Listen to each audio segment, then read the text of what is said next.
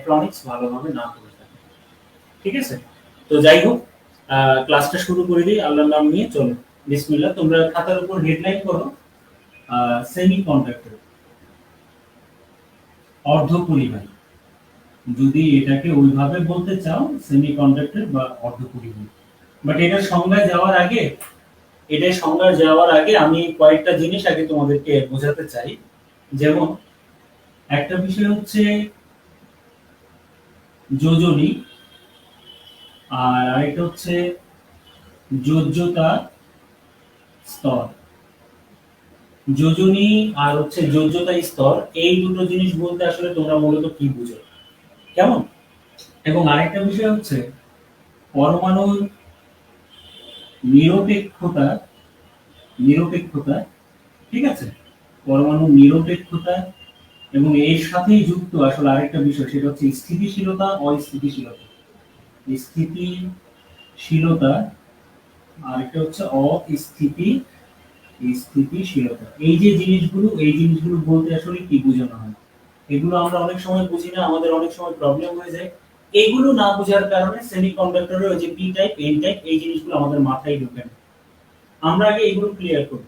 এগুলো কেমিস্ট্রিতেও লাগবে, বাট এখানে আমি এই জায়গাটা বোঝার জন্য যতটুকু দরকার অতটুকু পড়াবো, কেমন? তাহলে একটা জিনিস খেয়াল করো, যোজনী বলতে আসলে কি বোঝানো হয়।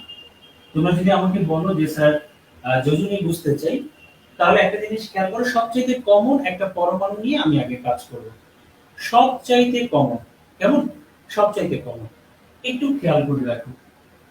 যেমন তোমরা সোডিয়ামের নাম কম বেশি সবাই শুনেছো, না শুনে থাকলেও যে আমাদের খাবার লবণ সেটা হচ্ছে সোডিয়াম ক্লোরাইড, এই সোডিয়ামের নাম শুনেছো। সোডিয়ামের যে প্রতীক সেটাও তোমরা সবাই জানো, ক্যাপিটাল এন এর সাথে স্মল এ। অর্থাৎ এই যে প্রতীকটা, এটা দিয়ে সোডিয়ামকে বোঝানো হয়। এবং এর যে পারমাণবিক সংখ্যা সেটা বলার আগে, সোডিয়াম তো এস দিয়ে হওয়ার কথা, তাহলে এন এ দিয়ে কেন? আসলে এন এ দিয়ে হওয়ার পিছনে মূল কারণটা হচ্ছে, এটা কিন্তু ল্যাটিন ওয়ার্ড থেকে আসছে, সেটা হচ্ছে ন্যাট্রিয়াম। ন্যাট্রিয়াম থেকে আসছে, তাই এন এ দিয়ে প্রকাশ করা হয়েছে, সোডিয়ামের এস দিয়ে না। ইংরেজিতে যে আমরা সোডিয়াম বলি, তাই এস দিয়ে প্রকাশ না করে ল্যাটিন নামটাই রাখা হয়েছে। কিছু কিছু মৌলের নাম, হ্যাঁ, ল্যাটিন নাম ধরেই তাদের প্রতীকটা নির্ধারণ করা হয়েছে। যেমন তোমরা পটাশিয়াম পড়ো, পটাশিয়াম, পটাশিয়ামের প্রতীকটা পি হওয়ার কথা, কিন্তু আমরা জানি পি তে ফসফরাস বোঝায়, কিন্তু পটাশিয়ামকে কে দিয়ে প্রকাশ করা হয়, ক্যালিয়াম, কে দিয়ে প্রকাশ করা হয়, এটা ল্যাটিন নাম থেকে আসছে। তো যাই হোক, আমরা সোডিয়ামের কথা বলতেছিলাম। এখন একটা বিষয় খেয়াল করে দেখো, পুরো ক্লাসটাকে মনোযোগ দিয়ে করো, আমাকে একটু সময় দাও, তাহলে দেখবা যে ইনশাআল্লাহ ঠান্ডা মাথায় বুঝে নিবা পুরো বিষয়টা। হ্যাঁ, কোনো জায়গায় ঘাটতি থাকলে আমি অবশ্যই বলে দিব তোমাদের, বাট পুরো ক্লাসটা করার পর আশা করি ইনশাআল্লাহ এই টপিকে তোমাদের কোনো প্রশ্ন থাকবে না। তো দেখো, এই যে সোডিয়ামের যে বিষয়টা, আমরা জানি সোডিয়ামের পারমাণবিক সংখ্যা হচ্ছে কত, 11। সোডিয়ামের পারমাণবিক সংখ্যা হচ্ছে 11। তোমরা অনেকেই দেখে থাকবে পারমাণবিক সংখ্যাকে একটা প্রতীকের বাঁ দিকে, এই যে বাঁ দিক, এটা হচ্ছে ডান দিক, বাঁ দিকের নিচে লেখা হয়, এটা হচ্ছে পারমাণবিক সংখ্যা। একটা মৌলের পারমাণবিক সংখ্যা 11 দিয়ে বোঝানো হয় কি আসলে মূলত, মনে রাখবে, সোডিয়াম একটা মৌল এবং স্বাভাবিকভাবে সে কিন্তু এখন নিরপেক্ষ, সেটি নিরপেক্ষ। এই নিরপেক্ষ কথাটার অর্থ হচ্ছে তার মধ্যে ঠিক যতটা পজিটিভ চার্জ আছে ঠিক ততটা নেগেটিভ চার্জ আছে। এখন একটা পরমাণুর পজিটিভ চার্জগুলো কোথায় থাকে, নেগেটিভ চার্জগুলো কোথায় থাকে, এটা বোঝার জন্য বইয়ের মধ্যে দেখবে অনেক সময় একটা চিত্র ব্যবহার করে, বৃত্তাকার, গোলাকার, এরকম, যে এই যে কেন্দ্রটা, এই কেন্দ্রটাকে বলা হয় নিউক্লিয়াস। মাঝখানে যে পয়েন্টটা আমি দিয়েছি, এর চারদিকে এইরকম বৃত্তাকার কিছু বক্ররেখা দেওয়া হয়, মানে বৃত্তাকার রেখা দেওয়া হয়। এগুলো দিয়ে বোঝানো হয় এক একটা কক্ষপথ। এগুলো দিয়ে কি বোঝানো হয়, কক্ষপথ। আমরা স্বাভাবিকভাবে পরমাণু চ্যাপ্টারটা যখন পড়বো তখন আরো ডিটেইলসে জানবো, আমি এখন একটু বলে দিচ্ছি। তোমরা মোটামুটি ভাবে জানো, এই যে কেন্দ্রটা, এই কেন্দ্রটার মধ্যে যারা থাকে, হ্যাঁ, তারা হচ্ছে প্রোটন, প্রোটন আর হচ্ছে নিউট্রন, প্রোটন আর নিউট্রন। এবং বাইরের কক্ষপথে যারা থাকে, এই যে কক্ষপথ, এই যে বৃত্তাকার যে কক্ষপথগুলো দেখছো, এই বৃত্তাকার কক্ষপথে যারা থাকে তারা হচ্ছে ইলেকট্রন। তারা কি? ইলেকট্রন। এখন একটা বিষয় তোমাদেরকে এখানে বলি, একটা পরমাণুকে তখনই তুমি নিরপেক্ষ বলতে পারবা, যখন এর মধ্যে পজিটিভ চার্জের পরিমাণ এবং নেগেটিভ চার্জের পরিমাণ সমান হবে। আসলে চার্জ না বলে আমি বলতে চাই এটা হচ্ছে একটা ধর্ম। পজিটিভ বা নেগেটিভ এই জিনিসটা হচ্ছে কি একটা, লেখাটা একটু করে লিখলে ভালো হয়। একটু করে মানে হচ্ছে বড় করে, হ্যাঁ বুঝতে পারছি, আচ্ছা ঠিক আছে বড় করে লিখে দিব যাও। তো এখন একটা বিষয় এরপর থেকে লিখছি, এখন তো লিখে ফেলছি, আরেকটু পর থেকে বড় করে লিখছি কেন। এখন যে বিষয়টা বলতে চাচ্ছি সেটা হচ্ছে নিরপেক্ষ কখন বলবা, পজিটিভ চার্জ এবং নেগেটিভ চার্জ সমান হয়। এই পজিটিভ বলতে বোঝাচ্ছে আসলে কাকে? প্রোটন। এই পজিটিভ বলতে বোঝাচ্ছি প্রোটনকে, আর নেগেটিভ বলতে বোঝাচ্ছি ইলেকট্রনকে। কারণ ইলেকট্রনের যে ধর্ম সেটা হচ্ছে ঋণাত্মক আকার, প্রোটনের ধর্ম হচ্ছে ধনাত্মক আকার। তো মনে রাখবে একটা পরমাণুর পারমাণবিক সংখ্যা যত, তার পজিটিভ চার্জ তত, নেগেটিভ চার্জ তত। যদি পজিটিভ চার্জ এবং নেগেটিভ চার্জ সমান না হয় তাহলে একটা মৌল প্রাথমিক অবস্থায় কখনোই নিরপেক্ষ থাকতে পারে না। একটা মৌল তখনই ধনাত্মক বা ঋণাত্মক আয়নে পরিণত হবে তখনই যখন সে একটা ইলেকট্রন দান করে দিবে অথবা গ্রহণ করবে। সোডিয়াম এখন কিন্তু সে কোনো কিছু গ্রহণও করে নাই, কোনো ইলেকট্রন গ্রহণও করে নাই, সে কোনো ইলেকট্রন দানও করে দেয়নি। যেহেতু গ্রহণ করে নাই, দান করে নাই, তাই সে কি এখন নিরপেক্ষ। এই নিরপেক্ষ কথার অর্থ হলো তার নিজের মধ্যে যতটা প্রোটন আছে মানে পজিটিভ চার্জ আছে ঠিক ততটা নেগেটিভ চার্জ আছে। এই প্রোটনগুলো কোথায় আছে? এই প্রোটনগুলো আছে কেন্দ্রে, আর চারপাশে যে কক্ষপথ সেই কক্ষপথে আছে কে? ইলেকট্রন। তাহলে একটা জিনিস খেয়াল করে দেখো, এখানে কিন্তু আরেকটা জিনিস কেন্দ্রের মধ্যে বাকি রয়ে গেল, সেটা হচ্ছে নিউট্রন। এই নিউট্রনের কিন্তু কোনো চার্জ নাই, তাই আমরা এখন এটাকে আলোচনায় আনবো না। আমাদের আলোচনার বিষয় হচ্ছে এখন প্রোটন, যেটা হচ্ছে ধনাত্মক, আর আরেকটা হচ্ছে ইলেকট্রন, যেটা হচ্ছে কি তোমার ঋণাত্মক আধান বিশিষ্ট। কেমন? এখন তোমরা একটা বিষয় খেয়াল করো, তাহলে বাইরের যে কক্ষপথ, এই যে বৃত্তাকার যে পথ, এগুলোর মধ্যে ইলেকট্রন থাকবে, কিন্তু ইলেকট্রন থাকার একটা নিয়ম আছে। এই যে কক্ষপথগুলোর মধ্যে তুমি চাইলেই তোমার মতো করে ইলেকট্রন রাখতে পারবে না, একটা নিয়মে থাকে। সেই নিয়মটা হচ্ছে কি জানো? এটা একটা সূত্রকে সমর্থন করে, সেই সূত্রটা হচ্ছে 2n স্কয়ার। আবার বলছি, সেই সূত্রটা কি? 2n square. এই যে n লিখলাম, n এর উপর স্কয়ার দিয়েছি, এই n মানে হচ্ছে কক্ষপথের নাম্বার। কত নাম্বার কক্ষপথ? ঠিক আছে, কত নাম্বার কক্ষপথ। তাহলে একটা বিষয় তোমরা খেয়াল করে দেখো, সেটা হচ্ছে এই সূত্রটাকে যদি মানে, এই সূত্রকে মেনেই তারপর তোমাকে ইলেকট্রন কি করতে হবে? বসাতে হবে। এই নিয়মের বাইরে তুমি বসাতে পারবা না। তাহলে একটা জিনিস খেয়াল করে দেখো, প্রথম যে কক্ষপথ এটা হচ্ছে নিউক্লিয়াস, মাঝখানে যেটা আছে সেটা নিউক্লিয়াস, এখানে শুধু প্রোটন আর নিউট্রন আছে। এটা হচ্ছে প্রথম কক্ষপথ, 1 নাম্বার। এটা 1 নাম্বার কক্ষপথ। তো n এর জায়গায় যদি 1 বসাও, আমি লিখলাম 2n স্কয়ার, এটার জায়গায় n এর জায়গায় যদি 1 বসাও মানে বুঝালাম 1 নাম্বার কক্ষপথ। 1 এর উপর স্কয়ার দিলে 1 তো একই হয়, ঠিক না? তাহলে 2 into 1 মানে কত? 2। তার মানে হচ্ছে প্রথম কক্ষপথে দুইটা ইলেকট্রন থাকতে পারবে। প্রথম কক্ষপথে কয়টা ইলেকট্রন থাকতে পারবে? দুইটা। তাহলে এই যে ইলেকট্রন গুলোকে এরকম এই যে ডট করে গাঢ় করে তারপর প্রকাশ করা হয়। এই হলো, আমি দিয়ে দিলাম প্রথম কক্ষপথে দুইটা ইলেকট্রন। এরপর 2 নাম্বার কক্ষপথ, এটা প্রথম, এর পরেরটাই চলে যাচ্ছি। 2 নাম্বার কক্ষপথ, 2 নাম্বার কক্ষপথে তাহলে n এর জায়গায় কত বসাবো? n এর জায়গায় কিন্তু এখন বসাবো 2 বসাবো। তাহলে একটা জিনিস তোমরা খেয়াল করে দেখো, এখন যদি n এর জায়গায় তোমরা 2 বসাও তাহলে কি আছে? 2 into 2 স্কয়ার, তাহলে কি আসলে 2 into 4 সমান সমান কত? 8। সমান সমান কত? 8। তাহলে দেখো 2 নাম্বার কক্ষপথে আমার কয়টা ইলেকট্রন থাকবে? 8টা। দুইটা দিলাম, এইদিকে দিলাম দুইটা, এইদিকে দিলাম আরো দুইটা, 6টা হয়ে গেল। আর এই হলো 8টা। তাহলে প্রথম কক্ষপথে দুইটা, দ্বিতীয় কক্ষপথে 8টা। এখন দেখো সোডিয়ামের এই পারমাণবিক সংখ্যা ছিল 11, তার মানে এর মধ্যে 11টা প্রোটন আছে, 11টা ইলেকট্রন আছে। তো প্রোটন তো নিউক্লিয়াসে আছেই, তাহলে ইলেকট্রন কক্ষপথগুলোর মধ্যে কয়টা লিখতে পারবো? যেহেতু সে নিরপেক্ষ, তাই ইলেকট্রন লিখতে পারবো 11টা। প্রথম কক্ষপথে 2টা দিয়ে দিয়েছো, আর দ্বিতীয় কক্ষপথে দিয়েছো তোমরা 10টা, সরি 8টা। তাহলে 2টা আর 8টা মিলে কয়টা হলো? 10টা। বাকি হলো কয়টা? একটা। সেই একটা এই 3 নাম্বার কক্ষপথে অবস্থান করলো। সেই একটা 3 নাম্বার কক্ষপথে অবস্থান করলো। এখন একটা বিষয় খেয়াল করো, এরপর কিন্তু আর কোনো ইলেকট্রন নাই যে 3 নাম্বার কক্ষপথে বসাতে পারবো। তোমরা এখন বলতে পারো যে স্যার 3 নাম্বার কক্ষপথে তো ইলেকট্রন রাখতে পারবেন 2 into 3 স্কয়ার, তার মানে 2 into কত? 9, মানে 18টা।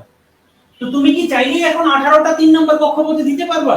সোডিয়ামের ক্ষেত্রে তো দেওয়া সম্ভবই না, কারণ অলরেডি 1 নাম্বার আর 2 নাম্বার কক্ষপথ মিলে 10টা ইলেকট্রন শেষ বসানো, বাকি রয়েছে একটা ইলেকট্রন, তাই একটাই বসাতে হবে।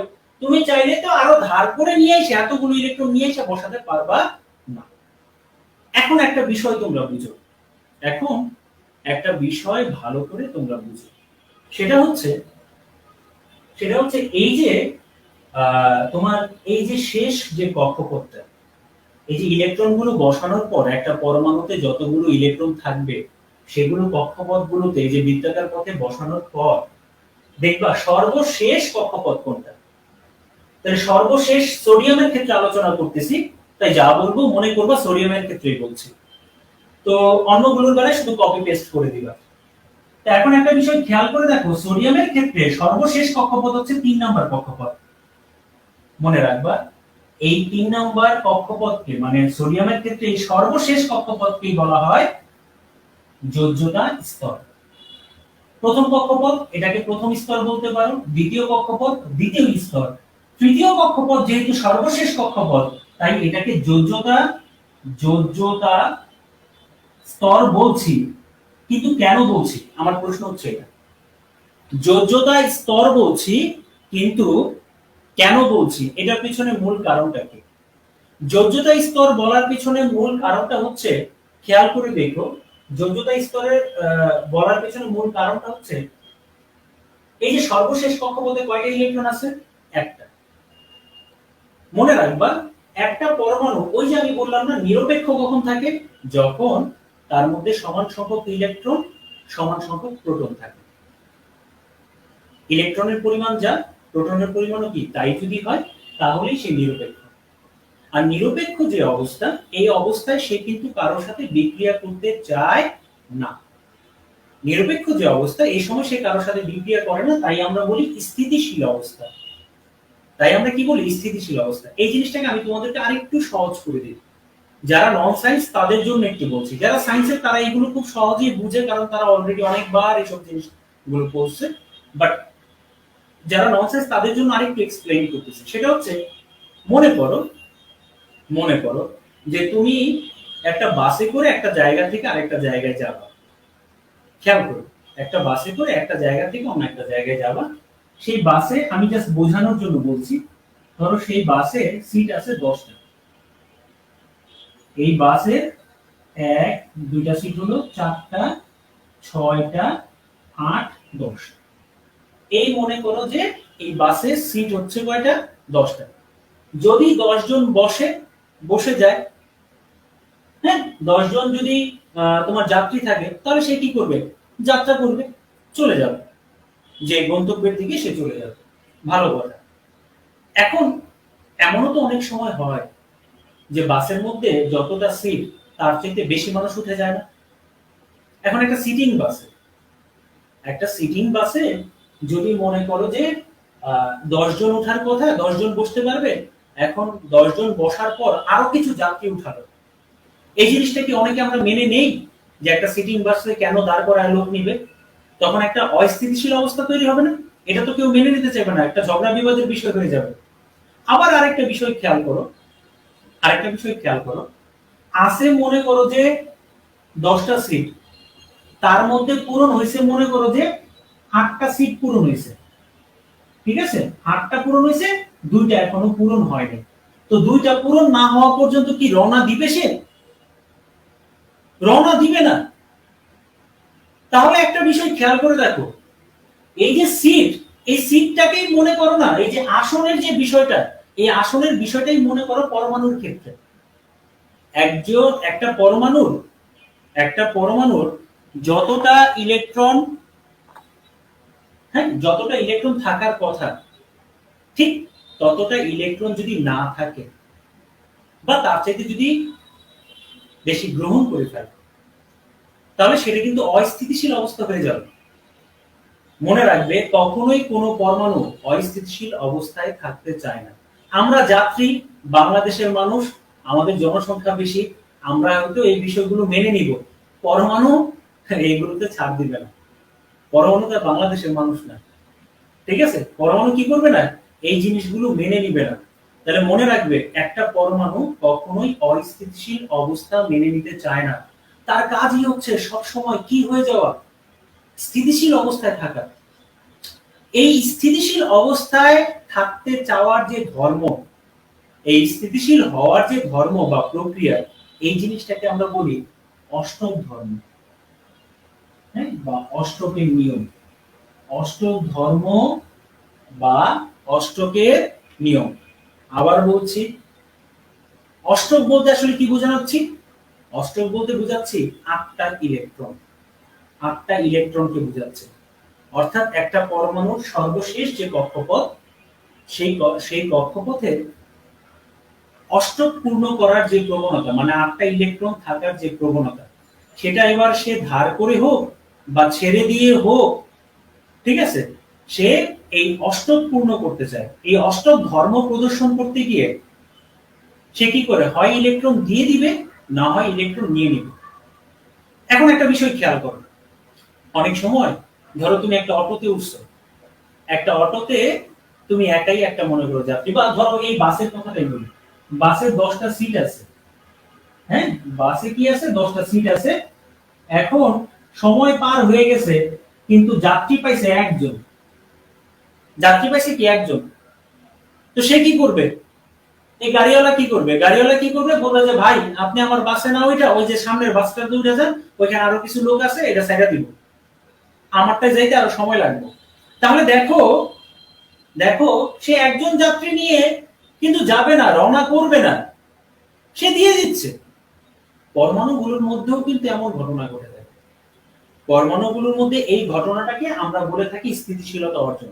স্থিতিশীলতা সে কখন অর্জন করবে, যখন সে কি করবে, অষ্টক পূর্ণ করতে পারবে। অষ্টক মানে হচ্ছে তার যে শেষ কক্ষপথ, সেখানে আটটা ইলেকট্রন থাকবে। এখন একটা বিষয় তোমরা খেয়াল করো, স্বাভাবিকভাবে একটা বিষয় খেয়াল করো, এই যে সোডিয়াম, এই যে সোডিয়াম, সোডিয়ামের শেষ কক্ষপথে আছে একটা ইলেকট্রন। অষ্টক ধর্ম সে যদি অর্জন করতে চায়, তাহলে এই একটার সাথে আরো কয়টা লাগবে, 7টা। মানে এই শেষ কক্ষপথে আরো 7টা ইলেকট্রন লাগবে। আমার এখানে তো ক্লাস একদম ক্লিয়ার রে ভাই, একদম ক্লিয়ার, মানে একবারও বাধে নাই। আমি অন্য একটা ডিভাইস দিয়ে দেখছি, বাকিরা কি বুঝতে পারছো নাকি, মানে সমস্যা হচ্ছে? প্লিজ জানো, আমার এখানে একদম ক্লিয়ার, মানে এখনো এখনো পর্যন্ত বাধে নাই আল্লাহর রহমতে। কিন্তু কেউ যদি বদদুয়া করে দেয় তাহলে হয়তো বেঁধে যেতে পারে। একদম ক্লিয়ার আজকে। আমি অন্য একটা ডিভাইস দিয়ে আজকে ভালোভাবে দেখতেছি যে ক্লিয়ার নাকি ক্লিয়ার না। হ্যাঁ ক্লিয়ার। তুমি একটু দেখো, ওই যে যার প্রবলেম হচ্ছে সে একটু নেটটাকে একটু এদিক ওদিক করে দেখো প্লিজ। আচ্ছা, এখন একটা বিষয় খেয়াল করো, সোডিয়ামের কথাটা বলতেছিলাম, এই যে শেষ কক্ষপথে, এই শেষ কক্ষপথে একটা ইলেকট্রন আছে। তাহলে পরমাণু চায় স্থিতিশীলতা অর্জন করতে। স্থিতিশীলতা অর্জন করার অর্থ হলো কি, তার শেষ কক্ষপথে সে 8টা ইলেকট্রন ধারা পূর্ণ করতে চাইবে। এই যে 8টা ইলেকট্রন ধারা পূর্ণ করতে চাইবে, তাহলে একটা বিষয় তুমি খেয়াল করো, 8টা ইলেকট্রন ধারা কখন পূর্ণ করতে পারবে? আছে একটা, তাহলে আরো 7 জন দরকার, মানে 7টা ইলেকট্রন দরকার। এখন 7টা ইলেকট্রন সে যদি গ্রহণ করতে পারে, তাহলে অষ্টক পূর্ণ হবে। আর না হয় আরেক ভাবে করতে পারে, ওই যে বললাম যাত্রীর কথা, একজন নিয়ে তো সে আর যাত্রা করবে না, সে কি করবে, দিয়ে দিবে, যা ভাই তুই জায়গা, আমার এইসব ভেজালের দরকার নেই। তো বিষয়টা হচ্ছে সোডিয়ামের ক্ষেত্রে কিন্তু ওই 7 জন নিয়ে অপেক্ষা করার চাইতে, অর্থাৎ 7টা ইলেকট্রন গ্রহণ করার জন্য যে পরিমাণ ব্যবস্থা শক্তি দরকার, সেটা সে অর্জন করতে পারে না। তাই কি করে, সে একটা ইলেকট্রন দিয়ে দেয়। এই যে সোডিয়াম কেন একটা ইলেকট্রন দিয়ে দেয়, তার পিছনে মূল কারণটা হচ্ছে ওই অষ্টক ধর্ম অর্জন করা।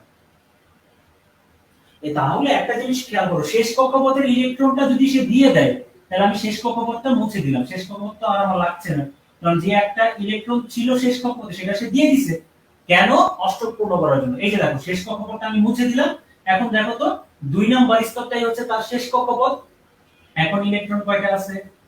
একটা, দুইটা, তিনটা, চারটা, পাঁচটা, ছয়টা, সাতটা, আটটা। তাহলে সে একটা ইলেকট্রন, মানে সে ইলেকট্রন গ্রহণ করে অষ্টক পূর্ণ করবে নাকি দান করে অষ্টক পূর্ণ করবে, মানে হচ্ছে স্থিতিশীলতা অর্জন করবে, এটা নির্ভর করে শেষ কক্ষপথে কয়টা ইলেকট্রন আছে তার উপর। সোডিয়ামের ক্ষেত্রে হচ্ছে শেষ কক্ষপথে একটা ছিল, তাহলে 7টা গ্রহণ করার চাইতে একটা দিয়ে দেওয়া তার জন্য সহজ ছিল। এই কারণে সে সবসময় কি করে, একটা ইলেকট্রন দিয়ে দেয়, দিয়ে তারপর কি করে অষ্টক পূর্ণ করে স্থিতিশীলতা অর্জন করে। এই যে সে একটা ইলেকট্রন দিয়ে দিল, দান করে দিল, এর জন্যই তো সে ধনাত্মক আধানে পরিণত হয়। এর জন্যই কি সে ধনাত্মক আধানে পরিণত হয়।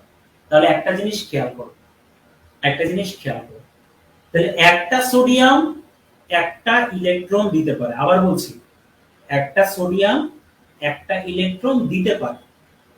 আচ্ছা, তাহলে সে ধনাত্মক আধানে পরিণত হলো। ভালোভাবে খেয়াল করো, শেষ কক্ষপথে ইলেকট্রন ছিল কয়টা? একটা। শেষ কক্ষপথকে আমি বলছিলাম যোজ্যতা স্তর। কেন যোজ্যতা স্তর? কারণ শেষ কক্ষপথে যতটা ইলেকট্রন থাকে তার যোজনী তত। এখন আমি বলছিলাম যোজনী শব্দটা ধরো তুমি জানোই না এই জিনিসটা কি, তুমি মনে রাখবা একটা মৌল যতটা বন্ধন গঠন করতে পারে, একটা মৌল যতটা বন্ধন গঠন করতে পারে তার জন্য দরকার হচ্ছে ইলেকট্রন। ইলেকট্রন হয় শেয়ার করবে, না হয় ইলেকট্রন দান বা গ্রহণ করবে। মনে রাখবে, বন্ধন গঠন করতে গেলে দুইটা জিনিস তোমাকে খেয়াল রাখতে হবে। বন্ধন গঠিত হয় কিভাবে? বন্ধন গঠিত হয় কিভাবে? বন্ধন গঠিত হয় ইলেকট্রন শেয়ার করে, বন্ধন গঠিত হয় শেয়ার করে, অথবা বন্ধন গঠিত হতে পারে ইলেকট্রন আদান প্রদান করে, মানে হচ্ছে দান বা গ্রহণ করে, দান বা গ্রহণ করে। এখন একটা জিনিস খেয়াল করো, ইলেকট্রন যখন শেয়ার করবে, খেয়াল করো বিষয়টা, আমি তোমার সাথে হ্যান্ডশেক করতে যাচ্ছি, বুঝো, আমি তোমার সাথে হ্যান্ডশেক করতে যাচ্ছি, আমি তোমার দিকে হাত বাড়াই দিলাম, তুমি যদি আমার দিকে হাত বাড়ায় না দাও তাহলে হ্যান্ডশেক হবে? হ্যান্ডশেক কিন্তু হবে না।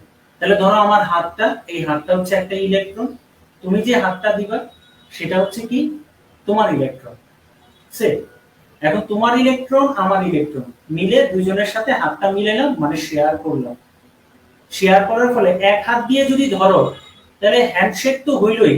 এক হাত দিয়ে ধরলে এক বন্ধন, আমি তোমার মনে করে একটু বেশি ভালোবাসি, তাই আমি তোমার বেশি কাছে টানতে চাই, আমি দুই হাত দিয়ে তোমার ধরলাম, তুমিও তোমার দুই হাত দিয়ে আমার দুই হাতকে ধরলাম, তাহলে হবে কয় বন্ধন? দ্বিবন্ধন। কথাটা বুঝতে পারছো? মানুষের ক্ষেত্রে তো আরেকটা হাত নাই যে 3 বন্ধন বানাবে, কিন্তু পরমাণুর ক্ষেত্রে আরো হাত আছে, হ্যাঁ, 3 বন্ধন 4 বন্ধন মানে তৈরি করতে পারবে। কিন্তু বিষয়টা হচ্ছে যে হাত তো মানুষের দুইটা, তাই আমি দুইটা দিয়ে দেখালাম, আমার তো আর তিনটা চারটা নাই।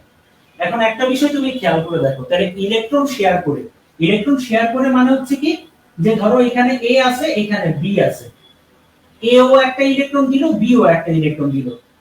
এখন দেখো এখানে কিন্তু কেউ পজিটিভ বা নেগেটিভে পরিণত হবে না, ইলেকট্রন শেয়ার করলো, তাদের মধ্যে একটা বন্ধন হয়ে গেল, কারণ কেউ একবারে ইলেকট্রন দান করে দেয় নাই, আবার কেউ একবারে ইলেকট্রন গ্রহণ করে নেয় নাই। একবারে দান করে দিলে হয়ে যেত ধনাত্মক, একবারে গ্রহণ করে নিলে হয়ে যেত ঋণাত্মক। বাট একবারে তো দান করে নাই, শেয়ার করছে, জাস্ট নিজেদের প্রয়োজনে ব্যবহার করবে। আর যদি এ আর বি এর মধ্যে বন্ধনটা এমন ভাবে গঠিত হয়, এ কি করলো, একটা ইলেকট্রন বি কে দিয়ে দিল, তাহলে একেবারে যদি ইলেকট্রন দিয়ে দেয় তাহলে যে দিয়ে দিবে সে হবে ধনাত্মক, কেউ দিয়ে দিলে অন্য একজনকে তো সেটা গ্রহণ করতে হবে, না হলে সম্পর্ক হবে কিভাবে দুজনের মধ্যে? তো বি যদি সেটা গ্রহণ করে সে হয়ে যাবে ঋণাত্মক।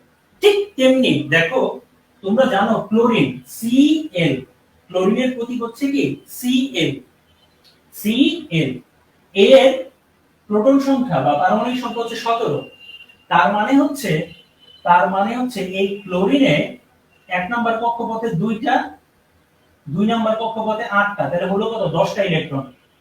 আর 3 নাম্বার কক্ষপথে ইলেকট্রন হচ্ছে 7টা। এবার তোমরাই বলো, একটা পরমাণু যদি স্থিতিশীল হতে চায়, একটা পরমাণু যদি স্থিতিশীল হতে চায় তাহলে সে অষ্টক ধর্ম পূর্ণ করতে হবে। অষ্টক ধর্ম পূর্ণ করতে হলে হয় ইলেকট্রন গ্রহণ করতে হবে, না হয় ইলেকট্রন ত্যাগ করতে হবে, না হয় শেয়ার করতে হবে। এখন একটা বিষয় তুমি খেয়াল করে দেখো, এই যে ক্লোরিনের শেষ কক্ষপথে আছে 7টা, তাহলে ওই যে বাসটা রওনা করতে পারবে আরেকজন যাত্রী হলে, তাহলে 7জনকে কি সে বলবে যে ভাই আপনারা 7জন উঠা যান, আমি পরে একজন নিয়ে রওনা দিব? এরকম হয় নাকি সবাইকে বলে যে ভাই আরেকটু অপেক্ষা করেন, আরেকজন আসলেই গাড়িটা ছেড়ে দেন? তাহলে বিষয়টা হচ্ছে এমন, অর্থাৎ এই যে শেষ কক্ষপথে 7টা ইলেকট্রন, এই যে 7টা ইলেকট্রন সে যদি আরেকটা কারো থেকে পেয়ে যায়, তাহলেই তার শেষ কক্ষপথে 8টা ইলেকট্রন হয়ে যাবে। এবং সে যেহেতু ইলেকট্রন গ্রহণ করে অষ্টক পূর্ণ করবে, তাই সে হবে ঋণাত্মক। তাহলে দেখো সোডিয়াম, সে একটা ইলেকট্রন ত্যাগ করে দিল, অষ্টক পূর্ণ করলো, যেহেতু দান করছে তাই ধনাত্মক। আর ক্লোরিন ওই সোডিয়ামের ওই একটা ইলেকট্রন গ্রহণ করে ফেললে এই 7 থেকে হয়ে যাবে 8, কিন্তু ক্লোরিন হয়ে যাবে কি, ক্লোরিন হয়ে যাবে ঋণাত্মক, কারণ সে গ্রহণ করছে। তাহলে যে দান করে তারা সাধারণত হয়ে থাকে ধাতু, যারা গ্রহণ করে তারা সাধারণত হয়ে থাকে অধাতু। এই যে ধাতু আর অধাতু, এদের মধ্যে ইলেকট্রনের আদান প্রদানের মাধ্যমে, মানে দান এবং গ্রহণের মাধ্যমে কি হলো, একটা বন্ধন গঠিত হইলো। ইলেকট্রন মানে হচ্ছে আয়ন, এই কারণে এই বন্ধনটাকে বলা হয় আয়নিক বন্ধন। তাহলে দেখো স্বাভাবিকভাবেই কিন্তু একটা মৌল এমনি কিন্তু একটা ইলেকট্রন দান করে দেয় না বা গ্রহণ করে না। দান বা গ্রহণের পিছনে কারণ থাকে, কারণ সবাই চায় স্থিতিশীলতা অর্জন করতে। স্থিতিশীলতা অর্জন করতে হলে অষ্টক ধর্ম পূর্ণ করতে হবে। এই অষ্টক ধর্ম পূর্ণ করতে পারবে যদি শেষ কক্ষপথে 8টা ইলেকট্রন থাকে। তাহলে দেখা যায় কারো কারো ক্ষেত্রে ইলেকট্রন দান করে দিতে হয়, কারো কারো ক্ষেত্রে ইলেকট্রন গ্রহণ করতে হয়। যদি দান আর গ্রহণ হয় তাহলে সেখানে পজিটিভ আর নেগেটিভ হবে, তারা পরস্পরের মধ্যে বন্ধনে আবদ্ধ হবে, এটা হচ্ছে আয়নিক বন্ধন। আর যদি শেয়ার করে হয়, এখানে কেউ একবারে দানও করে দিবে না, কেউ একবারে গ্রহণও করবে না, শুধু নিজেদের প্রয়োজনে শেয়ার করবে। শেয়ার করলে হয় সমযোজী বন্ধন।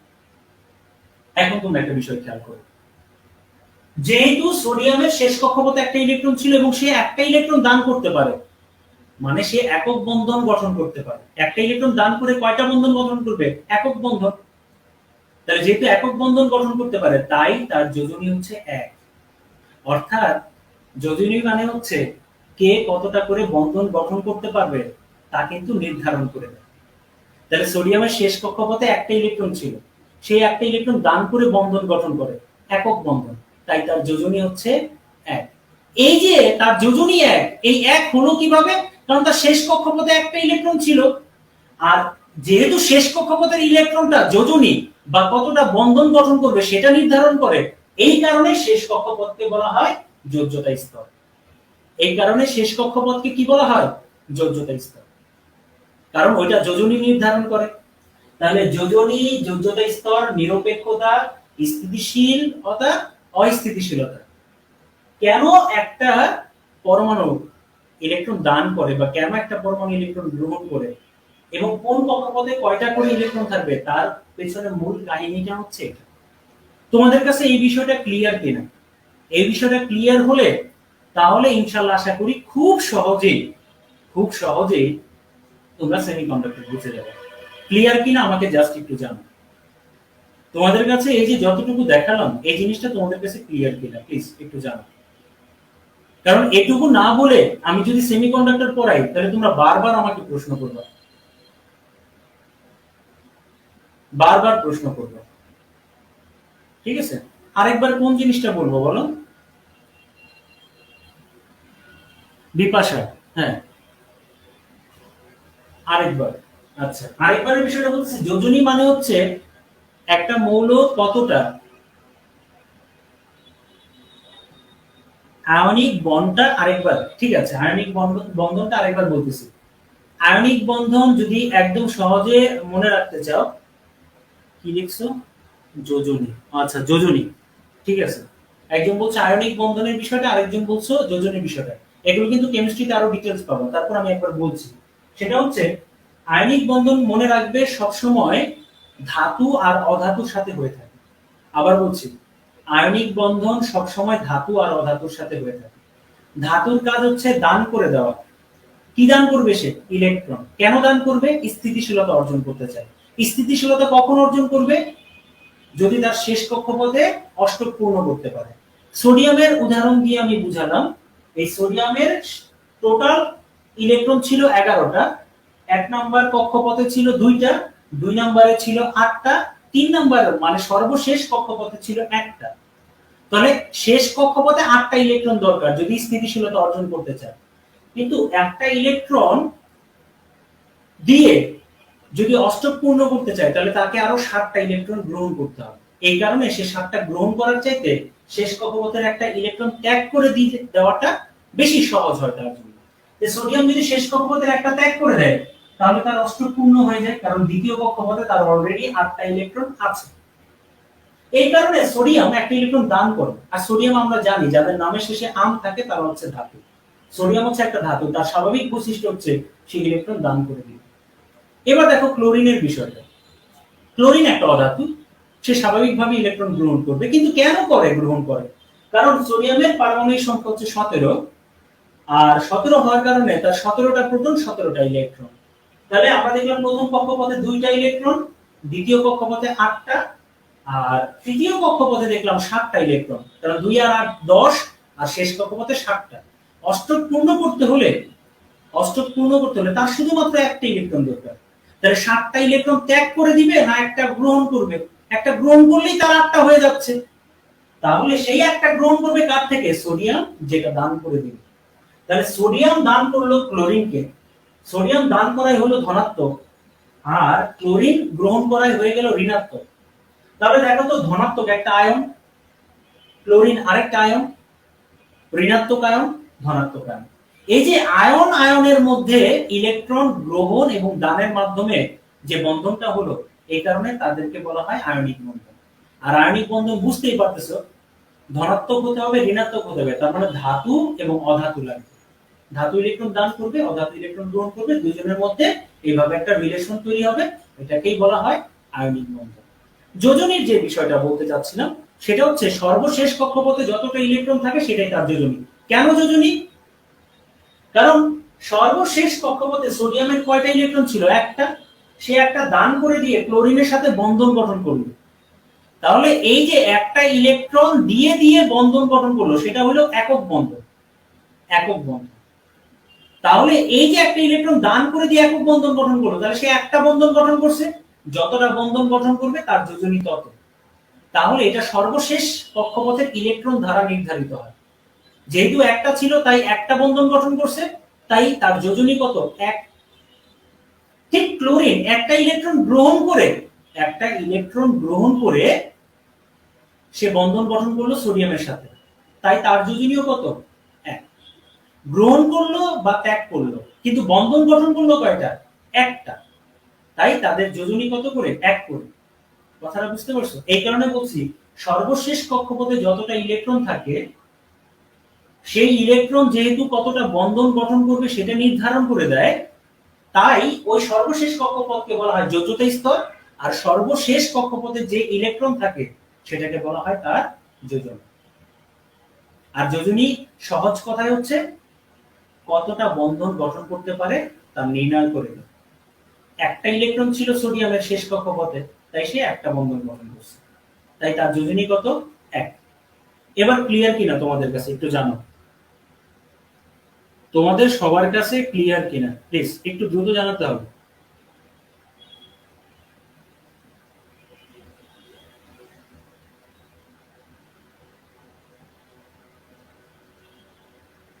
সবাই বুঝতে পারছো? ঠিক আছে, মুছে দিলাম। এখন একটা বিষয় তোমাদেরকে বলতে চাই, সেটা হচ্ছে এই যে দেখো, সোডিয়াম একটা ইলেকট্রন দান করলো, ক্লোরিন একটা ইলেকট্রন গ্রহণ করলো। ইলেকট্রন যখন দান করে দিল তখন কি হলো? ইলেকট্রন মুক্ত হয়ে গেল না? মুক্ত ইলেকট্রন বা ফ্রি ইলেকট্রন মানে হচ্ছে, মুক্ত ইলেকট্রন বা ফ্রি ইলেকট্রন মানে হচ্ছে একটা ইলেকট্রন যে জায়গায় ছিল সেই সুনির্দিষ্ট জায়গায় না থেকে সে অনবরত নড়াচড়া এদিক ওদিক করে। ইলেকট্রন যখন এদিক ওদিক করবে তখন ইলেকট্রনের ফ্লো তৈরি হবে, আর ইলেকট্রনের ফ্লোকে তোমরা কি বলো সবাই? বিদ্যুৎ। এই কারণে আয়নিক বন্ধন বা আয়নিক যৌগ, আয়নিক বন্ধন যেসব যৌগের মধ্যে থাকে ওইসব যৌগ কিন্তু বিদ্যুৎ পরিবহন করে। কথাটা বুঝতে পারছো? তাহলে এখানে ঘটনাটা কি ঘটলো? ইলেকট্রন মুক্ত হলে বিদ্যুৎ পরিবাহিত হয়। ইলেকট্রন মুক্ত হলে কি হয়? বিদ্যুৎ পরিবাহিত হয়। অর্থাৎ মুক্ত মুক্ত মুক্ত ইলেকট্রনই তোমার কি? ইলেকট্রন মানে বিদ্যুৎ পরিবহনের জন্য দায়ী। কিন্তু আজকে আমরা জানবো শুধু মুক্ত ইলেকট্রন বিদ্যুৎ পরিবাহিতার জন্য দায়ী না, এছাড়াও আরো একটি কারণ থাকতে পারে, সেই কারণটাও সম্পর্কে আজকে জানবো। এখন একটা বিষয় তোমরা খেয়াল করো, আমরা পড়ব সেমিকন্ডাক্টর। আমরা পড়ব সেমিকন্ডাক্টর। এই সেমিকন্ডাক্টর মানে হচ্ছে অর্ধপরিবাহী, তোমরা জানো। এই সেমিকন্ডাক্টরের বাংলাটা হচ্ছে অর্ধপরিবাহী। আসলে আমি এটাকে অর্ধপরিবাহী বলতে চাই না, আমি বলতে চাই এটাকে কুপরিবাহী।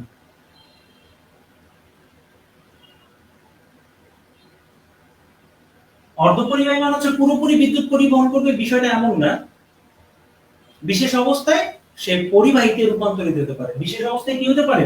পরিবাহীতে। আর পরিবাহীর কাজ হচ্ছে বিদ্যুৎ পরিবহন করা, যার ভিতর দিয়ে ইলেকট্রন চলাচল করতে পারে, তাকে আমরা পরিবাহী বলি। কিন্তু অর্ধপরিবাহী পুরোপুরি ভাবে পরিবাহী না, তাকে পরিবাহীতে রূপান্তর করা যায়।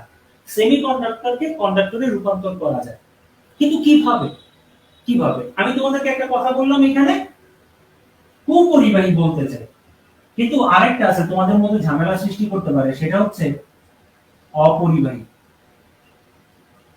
অপরিবাহী একটা হচ্ছে কুপরিবাহী আর একটা হচ্ছে অপরিবাহী। এই দুটার মধ্যে পার্থক্য ভালোভাবে বুঝতে হবে। কুপরিবাহী আর অপরিবাহীর মধ্যে মৌলিক পার্থক্যটা হচ্ছে, মনে রাখবে, অপরিবাহী মানে হচ্ছে একেবারেই বিদ্যুৎ পরিবহন করবে না, একেবারেই বিদ্যুৎ পরিবহন করবে না। যেমন ধরো কাঠ, কাঠ কি বিদ্যুৎ পরিবহন করে? প্লাস্টিক বিদ্যুৎ পরিবহন করে? করে না, তারা হচ্ছে অপরিবাহী, তারা কখনোই বিদ্যুৎ পরিবহন করে না। রাবার বিদ্যুৎ পরিবহন করে? করে না। কিন্তু কুপরিবাহী কারা? মনে রাখবা, কুপরিবাহী হচ্ছে যারা বিশেষ অবস্থায়, বিশেষ অবস্থায় বা রূপে, বিশেষ অবস্থায় বা রূপে বিদ্যুৎ পরিবহন করে, বিদ্যুৎ পরিবহন করে, অর্থাৎ পরিবাহী হিসেবে আচরণ করে বিশেষ অবস্থায়। কোন বিশেষ অবস্থায়? এটা সম্পর্কে জানবো, যে ওই বিশেষ অবস্থাটা আসলে কোনটা, এই জিনিসটা সম্পর্কে জানবো। তাহলে একটা বিষয় তোমরা ভালোভাবে খেয়াল করে দেখো, একটা বিষয় খেয়াল করে দেখো, তাহলে কুপরিবাহী মানে হচ্ছে বিশেষ অবস্থায় বা বিশেষ রূপে বিদ্যুৎ পরিবহন করে, অপরিবাহী মানে হচ্ছে একেবারে বিদ্যুৎ পরিবহন করে না। তাহলে এই যে কুপরিবাহীর কথাটা বলতে চাচ্ছিলাম সেটা একটু খেয়াল করো। আমি এখানে কার্বনকে আনতে চাই, সিতে কার্বন। এই কার্বনকে আমি প্রায় সময় একটা কথা বলে থাকি, কার্বন হচ্ছে চরিত্রহীন মৌল। হ্যাঁ, চরিত্রহীন মৌল। কেন চরিত্রহীন মৌল? কারণ কার্বনের অনেক রূপ আছে। যেমন কার্বনের দুটা বিশেষ রূপ সম্পর্কে তোমরা সবাই জানো, একটা হচ্ছে গ্রাফাইট আর একটা হচ্ছে হিরো, ডায়মন্ড যেটা, ঠিক না? এই দুইটা রূপ ছাড়াও কার্বনের আরো অনেক রূপ আছে, কার্বনের আরো অনেক রূপ আছে। যেমন আমাদের হাড়, প্রাণীজ হাড়, এগুলো যখন ভূগর্ভে থাকে তখন এগুলো ধীরে ধীরে কিন্তু কয়লায় রূপান্তরিত হয়, এটাকে আমরা বলি অস্থিজ কয়লা। খেয়াল করো, অস্থিজ কয়লা। আবার এই যে দেখবা ছোটবেলায় বাচ্চাদেরকে যে কপালের মধ্যে তোমার কি দেওয়া হয়, টিপ দেওয়া, মানে যে কাজল যেটা দেওয়া হয় আর কি, এই কাজলকে বলা হয় ভূষা কয়লা। ভূষা কয়লা মানে কি? মানে হচ্ছে কুপি বা হারিকেন থেকে এই যে দহন বিক্রিয়ায় জ্বালানিটা পুড়ে যে তাপ হয়, উপরের দিকে দেখবা এক ধরনের ধোঁয়া সৃষ্টি হয়, কালো ধোঁয়া। এই কালো ধোঁয়াকে কোনো পাত্রের উপর, হ্যাঁ, এই যে ধোঁয়া উঠতেছে, এই পাত্রের মধ্যে ধারণ করলে এখানে কালো আস্তর তৈরি হয়। এই কালো আস্তরটাই গ্রাম বাংলার মায়েরা তোমার কি করে থাকে, কাজল হিসেবে বাচ্চাদেরকে দিয়ে থাকে। ঠিক না? এটাও কিন্তু কার্বনের একটা রূপ। কার্বনের কি একটা রূপ। তাহলে কার্বনের রূপ অনেক, এই কারণে তাকে বলা হয় বহুরূপী মৌল। আর যারা বহুরূপী আমাদের সমাজে তারা তো সাধারণত চরিত্রহীনই হয়। এই কারণে বলছি যে কার্বন হচ্ছে চরিত্রহীন মৌল। ঠিক আছে? এখন দেখো, কার্বন হচ্ছে কিন্তু একটা অধাতু। আর আমরা জানি অধাতু সাধারণত কি করে না, বিদ্যুৎ পরিবহন করে না। ধাতুরা সাধারণত বিদ্যুৎ পরিবহন করে। বা ধাতু আর অধাতু যখন বন্ধন গঠন করে তখন সেই বন্ধন হয় আয়নিক বন্ধন। ওই আয়নিক যৌগটা ওইখানে কিন্তু শুধু অধাতু নাই, ধাতুও আছে। ওই যৌগটা বিদ্যুৎ পরিবহন করে। বাট এমনিতে নরমালি কোনো অধাতু বিদ্যুৎ পরিবহন করে না। তাহলে কার্বন সাধারণত বিদ্যুৎ পরিবহন করবে না, স্বাভাবিক। কিন্তু তোমরা তো জানো কার্বনের দুটো বিশেষ রূপ, একটা হচ্ছে হীরক আর একটা হচ্ছে গ্রাফাইট। হীরকে কি হয় জানো, এই যে কার্বনের যোজনী হচ্ছে 4, কারণ তার শেষ কক্ষপথে 4টা ইলেকট্রন। হীরকের বেলায় এই 4 হাত দিয়ে 4টা বন্ধন গঠন করে ফেলে। তাহলে যদি 4টা ইলেকট্রন 4টা বন্ধন গঠনে অংশগ্রহণ করে তাহলে কোনো ইলেকট্রন তো খালি থাকে না, মানে কারো সিট খালি নাই, অন্য কাউকে যে ভালোবাসবে। এখন একটা বিষয় খেয়াল করো, গ্রাফাইটের বেলায় এই কার্বনেরই 4টা ইলেকট্রনের মধ্যে 3টা ইলেকট্রন বন্ধন গঠন করে, একটা ইলেকট্রন বন্ধন গঠনে অংশগ্রহণ করে না। তাহলে যে ইলেকট্রনটা বন্ধন গঠনে অংশগ্রহণ করবে না সে কি থাকবে, মুক্ত থাকবে। মনে রাখবে, মুক্ত ইলেকট্রনগুলো গ্যাসীয় অণুগুলোর মতো চারপাশে বিচরণ করতে থাকে। আর ইলেকট্রন যখন মুভ করবে তখন সেখানে কি সৃষ্টি হবে, বিদ্যুৎ সৃষ্টি হবে। তাহলে যেসব পদার্থের মধ্যে মুক্ত ইলেকট্রন থাকে, মানে হচ্ছে যতটা ইলেকট্রন আছে তার মধ্যে যদি কোন একটা ইলেকট্রন বন্ধন গঠনে অংশগ্রহণ না করে সে মুক্ত থাকে। আর যদি মুক্ত ইলেকট্রন থাকে তাহলে সে বিদ্যুৎ পরিবহনে সহযোগিতা করে। এই কারণে গ্রাফাইট বিদ্যুৎ পরিবাহী, হীরক কিন্তু বিদ্যুৎ অপরিবাহী। তাহলে দেখো, অধাতু, কার্বন হচ্ছে অধাতু, বিদ্যুৎ পরিবহন করার কথা না। কিন্তু কার্বনের একটা রূপ হচ্ছে গ্রাফাইট। এটা তো বিশেষ অবস্থায় গ্রাফাইট তৈরি হয়, নাকি এমনি এমনি গ্রাফাইট তৈরি হয়ে যায়? বিশেষ অবস্থা, মানে নরম যে কয়লাগুলো সাধারণত সেগুলোকে আমরা গ্রাফাইট বলে থাকি। এই যে গ্রাফাইট, এই গ্রাফাইটটা একটা বিশেষ অবস্থায় কার্বনের রূপ। তাহলে এই কারণেই বলছি গ্রাফাইট অধাতু, বিদ্যুৎ পরিবহন করবে না, কিন্তু সে কিন্তু কুপরিবাহী। কুপরিবাহী মানে বলতে বোঝাচ্ছি বিশেষ অবস্থায় বা রূপে বিদ্যুৎ পরিবহন করে। যেমন কার্বনের একটা রূপ হচ্ছে বিশেষ অবস্থা হচ্ছে গ্রাফাইট, সে বিদ্যুৎ পরিবহন করে থাকে। বিষয়টা কি বুঝতে পারছো? তাহলে মনে রাখবে, সেমিকন্ডাক্টর অর্ধপরিবাহী, সাধারণত সে পরিবাহী না, তবে বিশেষ অবস্থায় সে পরিবাহীর মতো আচরণ করে এবং খুব ভালো পরিবাহী হিসেবে আচরণ করে।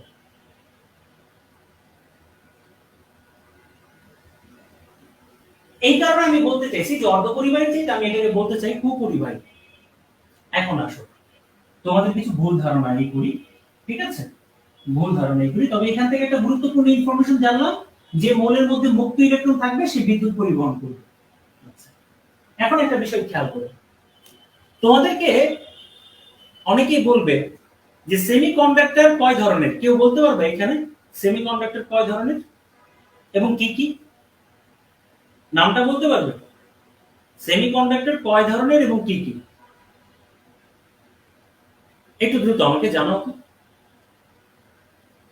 বেশি সময় নিও না, একটু দ্রুতই বলো।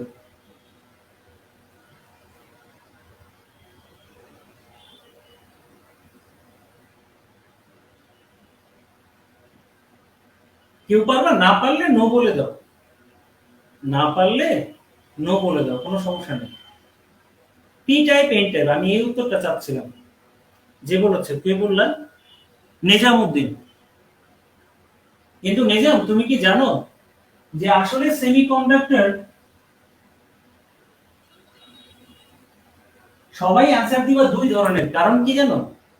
কারণ আছে, মনে রাখবে। সেমিকন্ডাক্টর মূলত দুই ধরনের, একটা হচ্ছে বিশুদ্ধ, যেটাকে তোমরা বলো ইনট্রিনসিক, বিশুদ্ধ, আর একটা হচ্ছে অবিশুদ্ধ।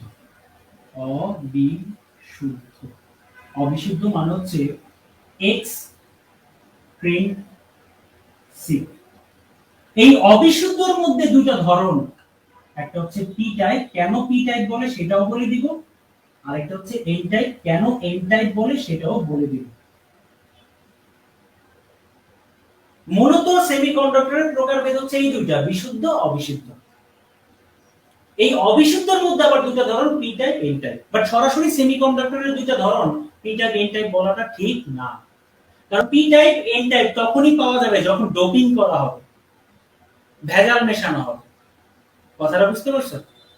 যখন ভেজাল মেশানো হবে। তো মনে রাখবে, বিশুদ্ধ বিশুদ্ধ semiconductor silicon, germanium, silicon, germanium, germanium. একটা কথা বলে রাখি, সিলিকনের চাইতে জার্মেনিয়াম ভালো। সিলিকনের চাইতে জার্মেনিয়ামের পরিবাহী ক্ষমতা অনেক ভালো, যদিও দুইটাই সেমিকন্ডাক্টর, বাট জার্মেনিয়ামের ভালো, কিন্তু জার্মেনিয়ামের কস্ট অনেক বেশি। সিলিকনের সেই তুলনায় কস্ট মনে করো যে 10 ভাগের 1 ভাগ হতে পারে। এই কারণে বেশিরভাগ ক্ষেত্রেই তোমার কি ব্যবহার করা হয়, অর্ধপরিবাহী মানে হচ্ছে সেমিকন্ডাক্টর হিসেবে সিলিকনকে ব্যবহার করা হয়, জার্মেনিয়ামকে ব্যবহার করা হয় না।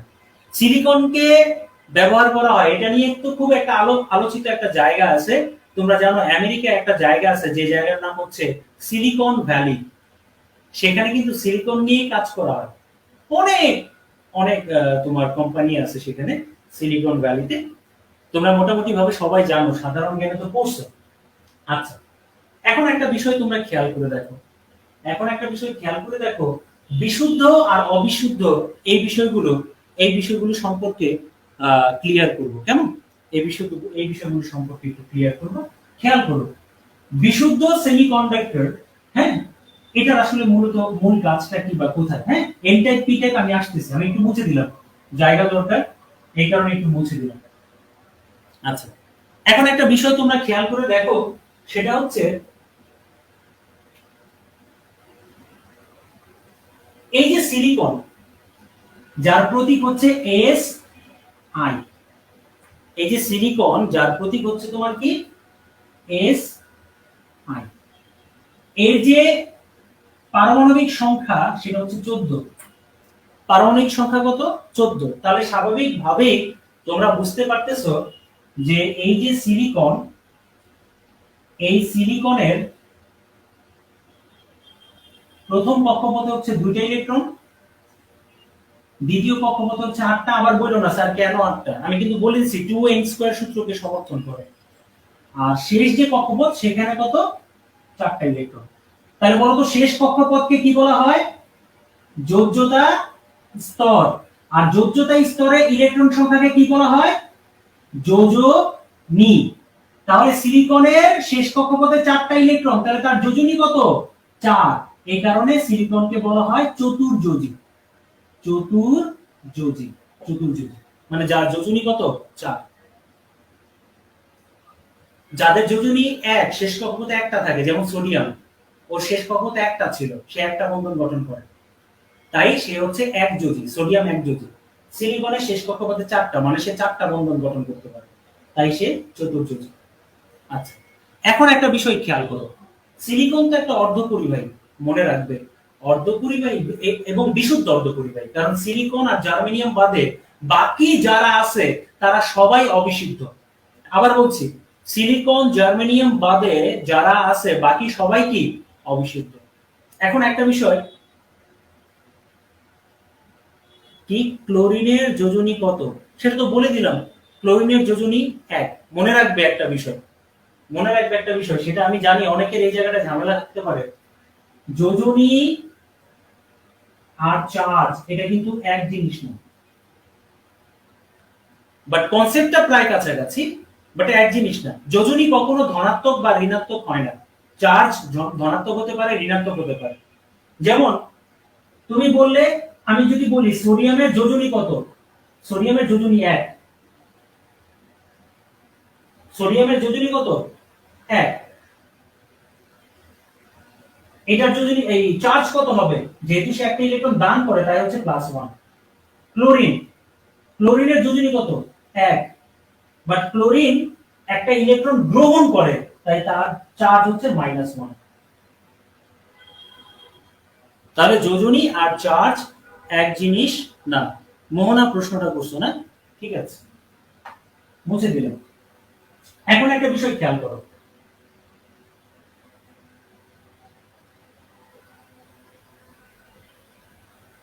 আচ্ছা একজন প্রশ্ন করলে, যেমন মোহনা বলছে যে স্যার শেষ কক্ষপথে ইলেকট্রন তো 7টা। আচ্ছা শেষ কক্ষপথে ইলেকট্রন 7টা, এখন এই 7টাই কি অষ্টক ধর্ম পালনে ভূমিকা রাখছে? খেয়াল করো, এই 7টাই কি অষ্টক ধর্ম পালনে ভূমিকা রাখছে কিনা? এই 7টা কিন্তু অষ্টক ধর্ম পালনে মূল ভূমিকাটা ওইভাবে রাখতে পারেনি। কারণ হচ্ছে অষ্টকটা তখনই পূর্ণ হয়েছে যখন সে একটা ইলেকট্রন কি করছে, একটা ইলেকট্রন সে গ্রহণ করছে।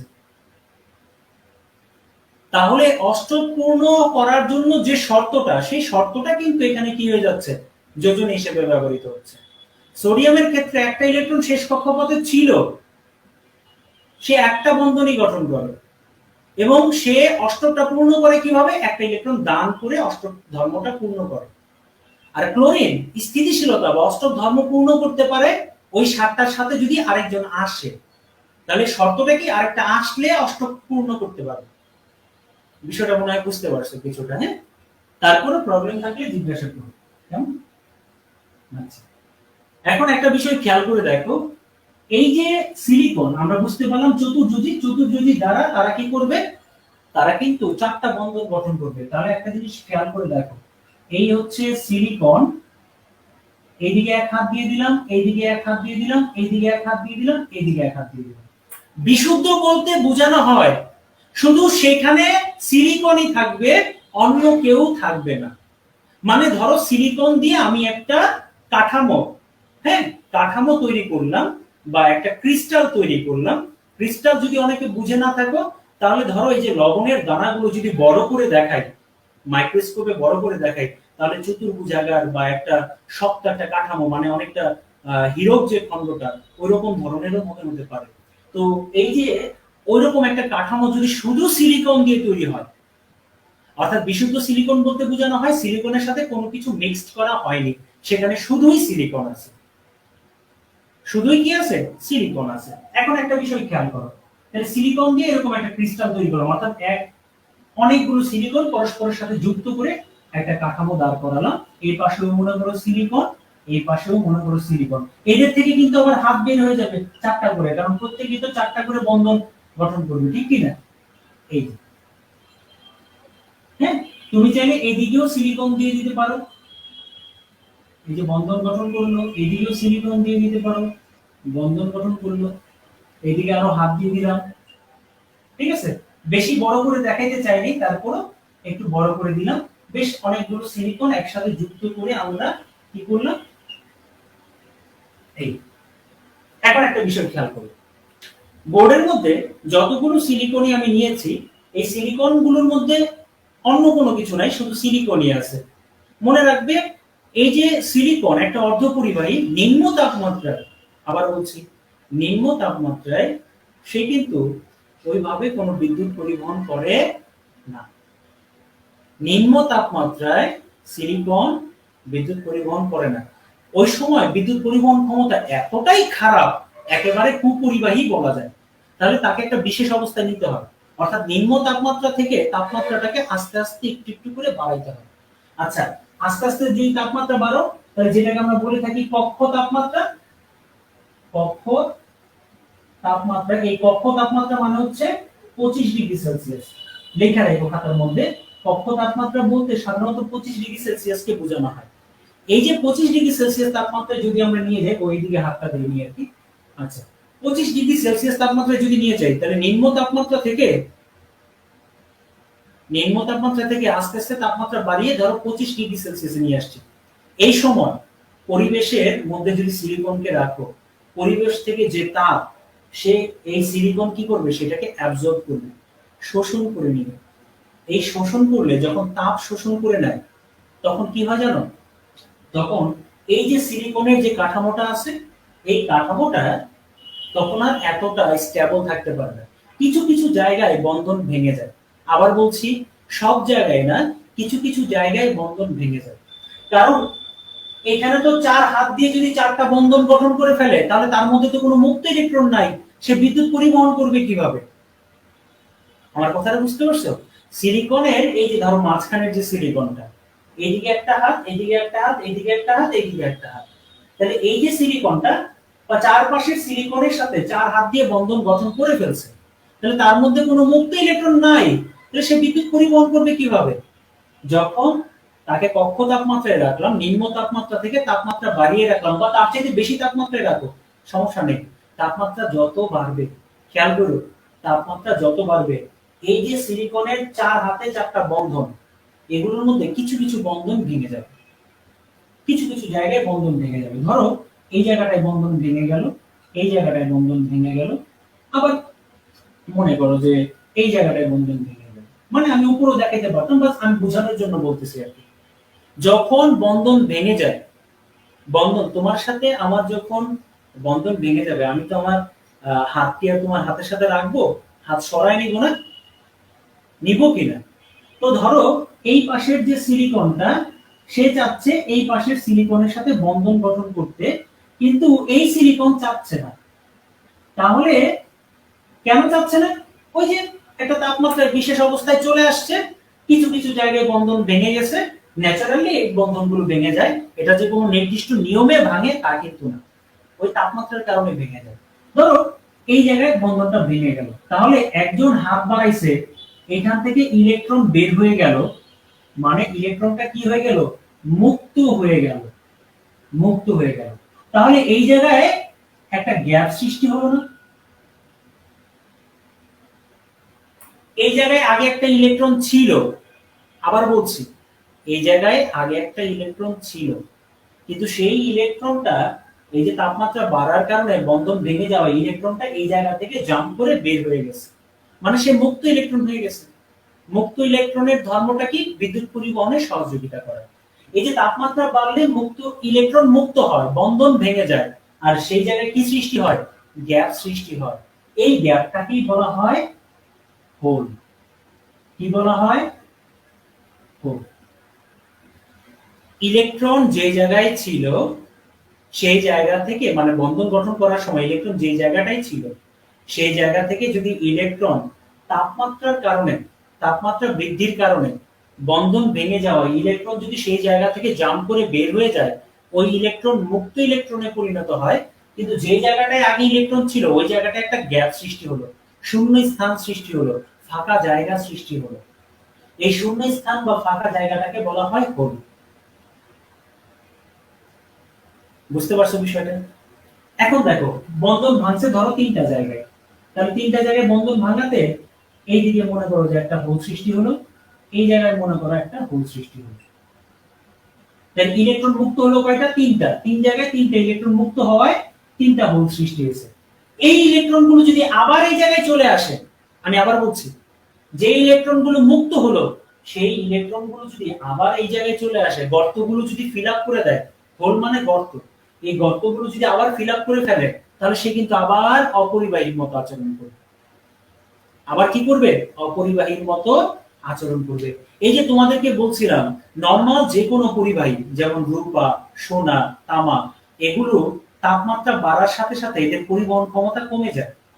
তাপমাত্রা বাড়ার সাথে সাথে এদের পরিবহন ক্ষমতা কমে যায়, কিন্তু কিন্তু অর্ধপরিবাহীর ক্ষেত্রে তাপমাত্রা বৃদ্ধির সাথে সাথে পরিবহন ক্ষমতা বৃদ্ধি পায়।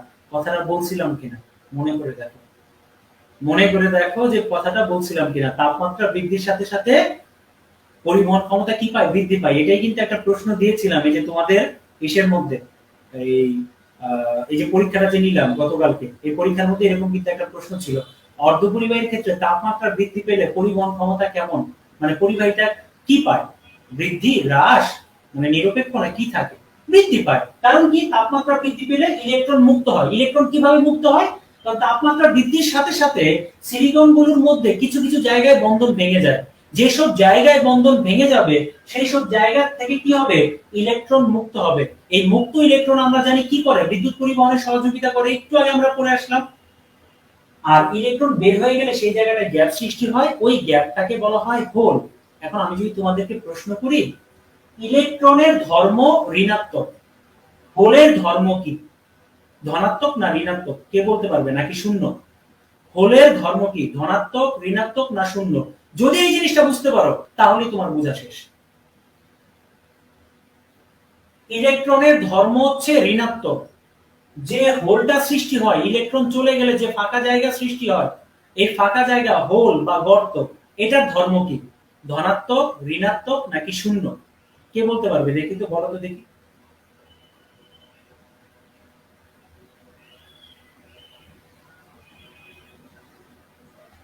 কেউ পারবে না? একজন অ্যান্সার করছো জাহিদুল ইসলাম রানা, ঋণাত্মক। আর কেউ?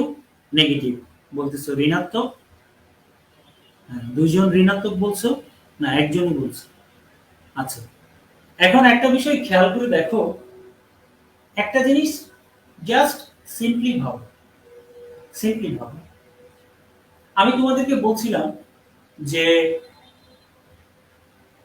যতটা নেগেটিভ চার্জ ঠিক ততটা যদি পজিটিভ চার্জ থাকে, তাহলেই কেবল কি হতে পারে, নিরপেক্ষ হতে পারে। আবার বলছি, যতটা নেগেটিভ চার্জ ঠিক ততটা পজিটিভ চার্জ থাকলেই তারা পরস্পরকে ভ্যানিশ করতে পারে, শূন্য হয়ে যেতে পারে, নিরপেক্ষ হয়ে যেতে পারে। ঠিক আছে?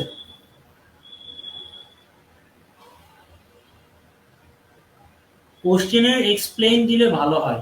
এক্সপ্লেইন তো দিব, আজকে তো বলছি এক্সপ্লেইন দিব। মানে আমি যদি টপিক পড়ানোর আগে যদি দেই, তাহলে তোমার হয়তো ঝামেলা তৈরি হয়। তোমাদের কি সবগুলো প্রশ্নে ঝামেলা হয়েছে? কেউ কিন্তু একটাবার বলো নাই কোন কোন প্রশ্নে ঝামেলা হয়েছে। আমি কি বুঝে নিব যে কোনোটা কোনো প্রশ্নই তোমরা বুঝো নাই, এরকমটা কি বুঝে নিব? কোশ্চেন এক্সপ্লেইন করে দিব আজকে ক্লাসের শেষে, আমি রেখেছি সময়টা। ঠিক আছে? প্রথমে করলে হয়তো তোমাদের সেটআপটা এলোমেলো হয়ে যেত, তখন কোশ্চেন সলভ করে তারপর ক্লাস করতে ভালো লাগতো না। তাই শেষের দিকে রাখছি। হৃদয়, করে দিব আজকে, হ্যাঁ? শেষের দিকে 10 মিনিট সময় দিও, আমি করে দিব। আচ্ছা, তাহলে একটা জিনিস খেয়াল করে দেখো, যতটা ঋণাত্মক ঠিক ততটা পজিটিভ থাকলেই কেবল পরস্পরকে কি করতে পারে, নিরপেক্ষ করতে পারে। তাহলে একটা বিষয় ভালোভাবে খেয়াল করে দেখো তোমরা, যে এই যে নেগেটিভ চার্জ, এই যে নেগেটিভ চার্জ মানে হচ্ছে, নেগেটিভ বলতে বুঝাচ্ছি ইলেকট্রনের ধর্মটাই হচ্ছে ঋণাত্মক। ইলেকট্রন যখন মুক্ত হলো, ইলেকট্রন যখন মুক্ত হলো, ইলেকট্রন হচ্ছে ঋণাত্মক। কিন্তু আমি প্রশ্ন করলাম হোলের ধর্মটা কি? খেয়াল করো তো, ইলেকট্রনটা যদি আবার আগের জায়গায় ফিরে আসে, তাহলে সিলিকন কি আবার আগের মতো নিরপেক্ষ হয়ে যাবে না? যাবে নাকি যাবে না? যাবে। ইলেকট্রন এখান থেকে বের হয়ে গেছে, তাই হোল সৃষ্টি হলো। আবার ইলেকট্রন যদি ওই জায়গায় চলে আসে, হোল পূর্ণ হয়ে গেল। তাহলে ইলেকট্রন চলে গেলে, ইলেকট্রন যদি ঋণাত্মক হয়, তাহলে হোলটা অবশ্যই কি ধনাত্মক, কারণ একটা ইলেকট্রন একটা হোল। এখানে দেখো, তিনটা ইলেকট্রন মানে তিনটা বন্ধন ভাঙা তিনটা ইলেকট্রন বের হয়েছে। কয়টা হোল সৃষ্টি হয়েছে? তিনটা হোল সৃষ্টি হয়েছে। তিনটা বন্ধন ভাঙছে, তিনটা ইলেকট্রন বের হয়ে গেল, মানে মুক্ত হলো, তিনটা হোল সৃষ্টি হলো। তাহলে এই তিনটা হোল, এই তিনটা ইলেকট্রন যদি আবার হোলের মধ্যে আইসা পড়ে, তাহলে তারা নিরপেক্ষ হয়ে যাচ্ছে। কেন নিরপেক্ষ হচ্ছে? ইলেকট্রন নেগেটিভ, তাই হোল কি পজিটিভ। এই জিনিসটাই আমরা অনেকে ধরতে পারি না, এই জিনিসটাই আমরা ধরতে পারি না।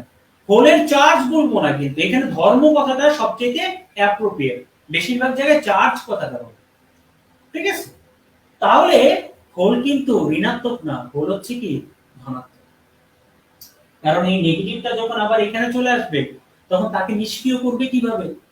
এই হোলই তো নিষ্ক্রিয় করবে, তাই সেই হিসেবে হোলটা কি ধনাত্মক। এখন দেখো, এখন দেখো, এই যে 25 ডিগ্রি সেলসিয়াস তাপমাত্রায় সিলিকন, হ্যাঁ, কিছুটা পরিবাহীতে রূপান্তরিত হলো। কিছুটা পরিবাহীতে কেন? তাপমাত্রা বৃদ্ধির কারণে কিছু ইলেকট্রন মুক্ত হলো, তাই বিদ্যুৎ পরিবহন করে থাকে। কিন্তু মনে রাখবে, এই অবস্থায় যতটুকু বিদ্যুৎ পরিবহন করে, এটা দিয়ে ওই যে মোবাইলেও তৈরি, মোবাইলের মধ্যে এটা ব্যবহার করা যাবে না। মোবাইলের মধ্যে কি করা যাবে না, ওইভাবে ব্যবহার করা যাবে না। তাই কি করে, তাই এটার সাথে কিছু জিনিস মেশানো হয়। আমি তোমাদেরকে বোঝার সুবিধার্থে একটা এক্সাম্পল দিয়ে বলবো, বোঝার সুবিধার্থে একটা একটা উদাহরণ দিয়ে বলছি। যেমন এই যে সিলিকনটা, মুছে দিলাম একটু, হ্যাঁ, এই যে সিলিকনটা 25 ডিগ্রি সেলসিয়াস তাপমাত্রায় সিলিকনের মধ্যে ইলেকট্রন আর হোলের পরিমাণ, মানে ইলেকট্রন বলো আর হোলের পরিমাণ বলো, কারণ যতটা ইলেকট্রন ততটাই তো হোল সৃষ্টি হবে, ঠিক আছে? তাহলে এই যে সিলিকনের কথাটা যেটা বলতে যাচ্ছি, খেয়াল করে দেখো যে এই যে সিলিকন, হ্যাঁ, এই যে সিলিকন 25°C তাপমাত্রায় সিলিকনের মধ্যে প্রতি ঘন সেন্টিমিটারে, আবার বলতেছি প্রতি ঘন সেন্টিমিটারে 1.5 ইনটু, প্রতি ঘন সেন্টিমিটার মানে হচ্ছে কিউবিক সেন্টিমিটার, অথবা তোমরা বলতে পারো সিসি, সিসি, হ্যাঁ, মানে কিউবিক সেন্টিমিটার, 10⁻10, এতটা এতটা এই মান মুখস্থ করতে হবে না, আমি বোঝানোর জন্য বলতেছি, আমি বোঝানোর জন্য বলতেছি, যারা মানে ইন্টারমিডিয়েট সায়েন্সের পরে তাদের এটা মুখস্থ রাখতে হবে, বাট তোমাদের লাগবে না, তোমাদের এটা আসবেও না, বাট আমি বোঝানোর জন্য বলতেছি 1.5 ইনটু 10⁻10। আচ্ছা, এতটা ইলেকট্রন বা হোল থাকে। আর কপারকে তো আমরা সবাই চিনি তামা, সিইউ দিয়ে কপার বোঝানো হয় বা তামার প্রতীক। এটার মধ্যে প্রতি ঘন সেন্টিমিটারে, প্রতি ঘন সেন্টিমিটারে তোমার ইলেকট্রন বা হোলের পরিমাণ সেটা হচ্ছে 8.5 ইনটু 10⁻23। এখন তোমাদের কাছে মনে হতে পারে যে স্যার আপনি এই সংখ্যাটা কেন লিখলেন, কেন বলতে চাচ্ছেন আসলে বিষয়টা? আমরা জানি কপার বিদ্যুৎ পরিবাহী, তামা বিদ্যুৎ পরিবহন করে, অর্থাৎ রূপা সবচেয়ে বেশি বিদ্যুৎ পরিবাহী, রূপার পরেই কার অবস্থান? তামার অবস্থান। প্রায় এর পার্সেন্টেজ অনুযায়ী 118% বিদ্যুৎ পরিবহন ক্ষমতা। এখন একটা বিষয় খেয়াল করো, ধরো এই সংখ্যাটা দিয়ে তুমি কিছু বুঝতেছো না, আমি এটা মুছে দিলাম, 8.5 মুছে দিলাম, 1.5 মুছে দিলাম, 10⁻10, 10⁻10 মানে একের সাথে কয়টা শূন্য? 10টা, 3টা, 4, 5, 6, 7, 8, 9, 10। তাহলে একক, দশক, শতক, সহস্র, অযুত, লক্ষ, নিযুত, কোটি, কোটি, 1000 কোটি মনে করো, মানে আমি কি এই কথায় বলতে গিয়ে কি ভুল বললাম নাকি? এই যে পরিমাণটা 1000 কোটি, কিন্তু 10⁻23 যদি হয়, 10⁻23 যদি হয়, একের সাথে কয়টা শূন্য দিবা? 23টা, 1, 2, 3, 4, 5, 6, 7, 8, 9, 10, 11, 12, 13, 14, 15, 16, 17, 18, 19, 20, 21, 22, 23, 24, 25। আচ্ছা, 25 বার 24 বার 23। তাহলে একটা জিনিস তোমরা খেয়াল করে দেখো, একের সাথে 23টা শূন্য, কত বড় একটা ফিগার, কত বড় একটা ফিগার, এতগুলো ইলেকট্রন কভারে থাকে। এই কারণেই তো সে এত বেশি পরিবাহী। রূপার মধ্যে এর চাইতে বেশি থাকে, রূপার মধ্যে এর চাইতে বেশি থাকে। এই কারণে রূপার মধ্যে সিলভারের মধ্যে যে পার্সেন্টেজটা সেটা প্রায় 144% বিদ্যুৎ পরিবহন ক্ষমতা। তার চাইতে ইলেকট্রন বা হোলের পরিমাণ কিছুটা কম থাকে কপারে, বেশ কিছুটা কম থাকে, তাই এর পার্সেন্টেজ কত? 118। এই দুইটার তুলনায় এটার মধ্যে কিন্তু অনেক কম, অনেক কম সিলিকনের মধ্যে। এই কারণে কিন্তু অতটা বিদ্যুৎ পরিবাহী না। এই কারণে তাকে যদি বিদ্যুৎ পরিবাহীতে রূপান্তর করতে হয়, অর্থাৎ এই যে কপার সিলভারের চাইতেও সে যদি ভালো মানের পরিবাহী হতে চায়, বিদ্যুৎ পরিবাহী হতে চায়, তাহলে কি করতে হয় জানো? স্বাভাবিক অবস্থায় যেহেতু সে অতটা ভালো বিদ্যুৎ পরিবাহী না, তাই তাকে ভালো পরিবাহীতে রূপান্তর করার জন্য তার সাথে কিছু মেশাতে হয়। এই যে তার সাথে যে জিনিসটা মেশাবা, এটাকে বলা হয় ভেজাল মিশ্রিত করা। এটাকে কি বলা হয়? ভেজাল মিশ্রিত করা। অবিশুদ্ধ, অবিশুদ্ধ, হ্যাঁ, অবিশুদ্ধ যদি বিশুদ্ধর সাথে মেশানো হয়, অবিশুদ্ধ যদি বিশুদ্ধর সাথে মেশানো হয়, তাহলে সেটা কি হবে? ভেজাল। বাট এই ভেজালটাই আলটিমেটলি ইলেকট্রনিক্স এর ক্ষেত্রে ভালো, বাস্তবিক অর্থে, অর্থাৎ আমাদের খাবার দাবার এইসবের ক্ষেত্রে ভেজাল মেশানো ভালো না, বাট ইলেকট্রনিক্স এর ক্ষেত্রে এই ভেজাল মেশানোটাই হচ্ছে অনেক বেশি ভালো একটা জিনিস। তাই সিলিকনের সাথে যদি কিছু ভেজাল মেশানো হয়, ভেজাল মিশিয়ে যদি ইলেকট্রন বা হোলের পরিমাণ বাড়ানো যায়, তাহলে যত বেশি ইলেকট্রন বাড়বে, যত বেশি হোল বাড়বে, তত বেশি সুপরিবাহী হবে। এই যে একটা ভালো জিনিসের সাথে আরেকটা খারাপ জিনিস, ভেজাল জিনিস মেশানো, উদ্দেশ্যটা হচ্ছে ইলেকট্রনের পরিমাণ বাড়ানো। ভেজালটা মিশিয়ে এই যে আমরা যে প্রক্রিয়ায় মেশালাম, এটাকেই বলা হয় ডোপিং। তোমরা তো জানো যে যারা খেলোয়াড় তাদের ক্ষেত্রে ডোপ টেস্ট করা হয়। এই যে ডোপ টেস্ট, বডি ন্যাচারাল জিনিস গ্রহণ করবে, বডি কি ড্রাগ গ্রহণ করার জিনিস? তো খেলোয়াড়রা যদি ড্রাগ গ্রহণ করে তাহলে সে ভেজাল গ্রহণ করলো। এই যে ভেজাল গ্রহণ করাটাই হচ্ছে কি ডোপিং। এই কারণে ডোপ টেস্ট করা হয় যে সে ভেজাল নিছে কিনা, তার মধ্যে ভেজাল আছে কিনা। কথাটা বুঝে গেছে? তাহলে একটা বিষয় তোমরা ভালোভাবে খেয়াল করো, এখন আমাদের কি করতে হবে? ভেজাল মেশাতে হবে, অর্থাৎ বিশুদ্ধর সাথে। যেমন বিশুদ্ধর প্রতিনিধি হিসেবে আছে সিলিকন আর জার্মেনিয়াম। এই সিলিকনের সাথে যদি ভেজাল মেশাও তাহলে তার পরিবাহী ক্ষমতা বেড়ে যায়, আর পরিবাহী ক্ষমতা বেড়ে গিয়ে এন টাইপ পি টাইপ তৈরি হয়। এই যে এন টাইপ পি টাইপ তৈরি হয় সেটা কেমনে হয় সেটাই দেখাবো এখন, সেটাই দেখাবো। ঠিক আছে, দেখো কিভাবে তৈরি হয়।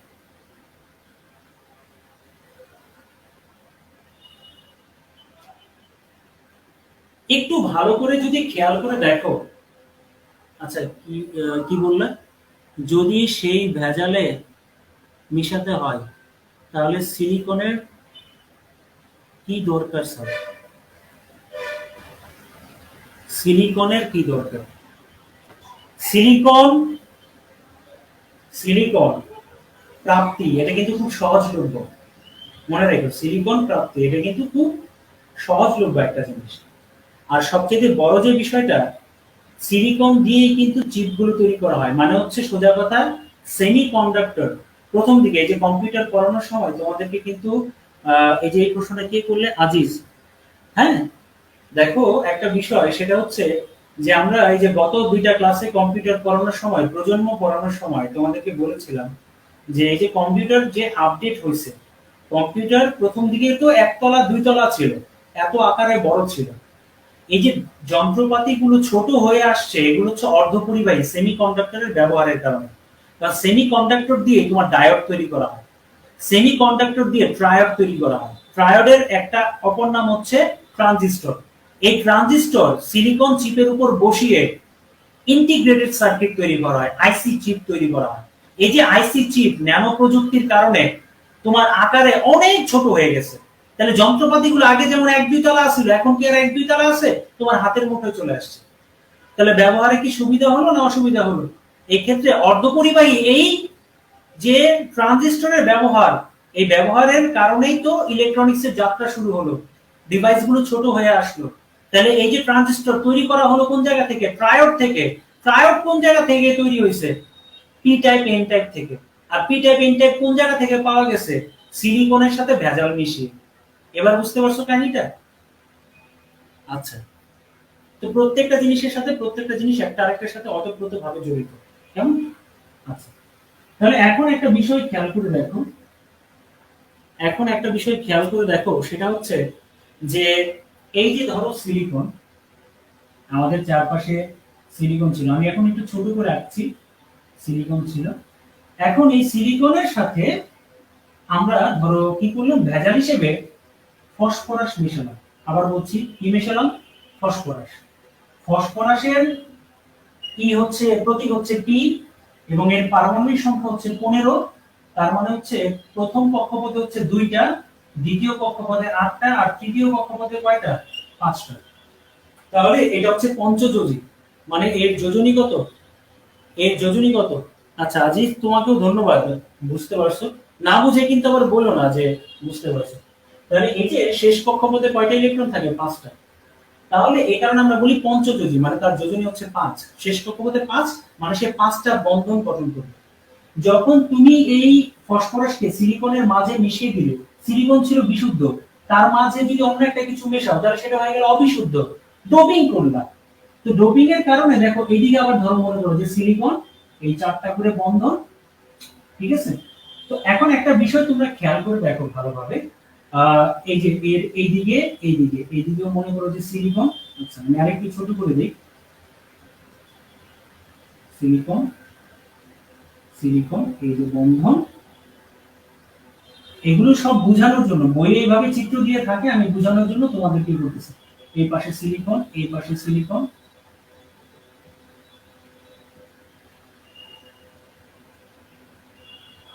ঠিক আছে, আর দেখাবো না, আর বেশি দিলাম না, এনাফ, আমাদের হয়ে গেছে, আর বেশি দরকার নেই। এখন একটা বিষয় তোমরা খেয়াল করো, এই যে ফসফরাস তার যোজনী হচ্ছে 5, তাহলে সে ফসফরাস কয়টা বন্ধন গঠন করবে? 1 2 3 4, আরো একটা বন্ধন গঠন করার কথা, 5টা বন্ধন গঠন করবে। কিন্তু এই যে ফসফরাস, দেখো খেয়াল করে, এই যে ফসফরাস 4 হাত দিয়ে 4টা সিলিকনের সাথে আছে, তাহলে একটা ইলেকট্রন এক্সট্রা রয়ে গেল না, যে কি করে নাই, বন্ধন গঠন করে নাই। কোন ইলেকট্রন, কোন পরমাণুতে কোন ইলেকট্রন যদি বন্ধন গঠনে অংশগ্রহণ না করে, তাহলে সেই ইলেকট্রনটাকে আমরা কি বলি, মুক্ত ইলেকট্রন। তাহলে এই ফসফরাসে কি থাকে, মুক্ত ইলেকট্রন থাকে। অর্থাৎ 4টা ইলেকট্রন বন্ধন গঠন করছে, কিন্তু 5 নাম্বার ইলেকট্রনটা বন্ধন গঠন করে নাই, সেটা মুক্ত অবস্থায় রয়ে গেল। এই যে মুক্ত ইলেকট্রন যার মধ্যে থাকবে, তার কি পরিবহন ক্ষমতা বেশি হবে না? তাহলে আমি এই সিলিকনের সাথে আমি যদি ভেজাল হিসেবে ফসফরাস মেশাই, তাহলে সিলিকন প্রথম দিকে ছিল নিরপেক্ষ, কিন্তু এখন ফসফরাস মেশানোর কারণে মুক্ত ইলেকট্রন বেড়ে গেল। আমি যদি এখানে আরো অনেক বেশি ফসফরাসের পরমাণু যদি মেশাই, তাহলে মুক্ত ইলেকট্রনের পরিমাণ আরো বাড়বে। তাহলে ভালোভাবে খেয়াল করে দেখো, সিলিকনের সাথে যখন আমি ভেজাল মেশাচ্ছি, বিশুদ্ধর সাথে যখন অবিশুদ্ধ মেশাচ্ছি, তখন মুক্ত ইলেকট্রনের পরিমাণ বাড়ছে। আর মুক্ত ইলেকট্রনের পরিমাণ যখনই বাড়বে, তখনই কি হবে, বিদ্যুৎ পরিবহন ক্ষমতা বৃদ্ধি পাবে। কারণ যে সিলিকনের মধ্যে মুক্ত ইলেকট্রনের পরিমাণ কি ছিল, কম ছিল, কিন্তু যখন ভেজাল মেশাচ্ছি, মুক্ত ইলেকট্রন এক্সট্রা বাড়তেছে। আর ইলেকট্রনের, খেয়াল করো, ইলেকট্রনের, বুঝো বিষয়টা, বলো তো দেখি, ইলেকট্রনের ধর্মটা কি, ঋণাত্মক। ইলেকট্রনের ধর্ম ঋণাত্মক হওয়ায় এটাকে আমরা বলতে পারি নেগেটিভ। এই ধর্মটাকে বলা হয় নেগেটিভ টাইপ, এই কারণে এটাকে বলা হয় এন টাইপ। অর্থাৎ চতুর্যোজী একটা অর্ধপরিবাহীর সাথে যদি পঞ্চযোজী একটা ভেজাল মেশাও, তাহলে যে টাইপটা তৈরি হয় সেটা হচ্ছে এন টাইপ। কেন? কারণ তার মধ্যে মুক্ত ইলেকট্রন থাকে। মুক্ত ইলেকট্রনের ধর্ম কি, নেগেটিভ। নেগেটিভ টাইপ, তাই বলা হয় এন টাইপ। আর এটা পাওয়া গেল কিভাবে, চতুর্যোজী সিলিকনের সাথে পঞ্চযোজী মৌল যখন মেশানো। কেন এন টাইপ বলা হয়, এবার বুঝতে পারছো বিষয়টা? ক্লিয়ার কিনা, এন টাইপ বিষয়টা ক্লিয়ার কিনা একটু বলো আমাকে, কেন এন টাইপ বলা হয় একটু জানো প্লিজ, দ্রুত। কেন এন টাইপ বলা হয় সেটা একটু জানো।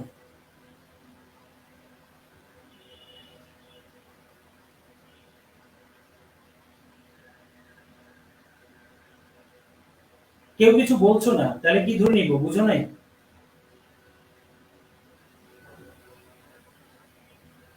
প্লিজ একটু দ্রুত রেসপন্স করো। কেউ কি নাই তোমরা, নাকি খাওয়া দাওয়া করতে গেছো? নিজাম, ক্লিয়ার, ধন্যবাদ নিজামকে। বাকিরা কেউ কিছু বলে না, টাইপ করতে কষ্ট হচ্ছে মনে হয় তোমাদের। আচ্ছা, ঠিক আছে, ঠিক আছে। একজন বলছো তোমাকে ধন্যবাদ অনেক, নিজাম।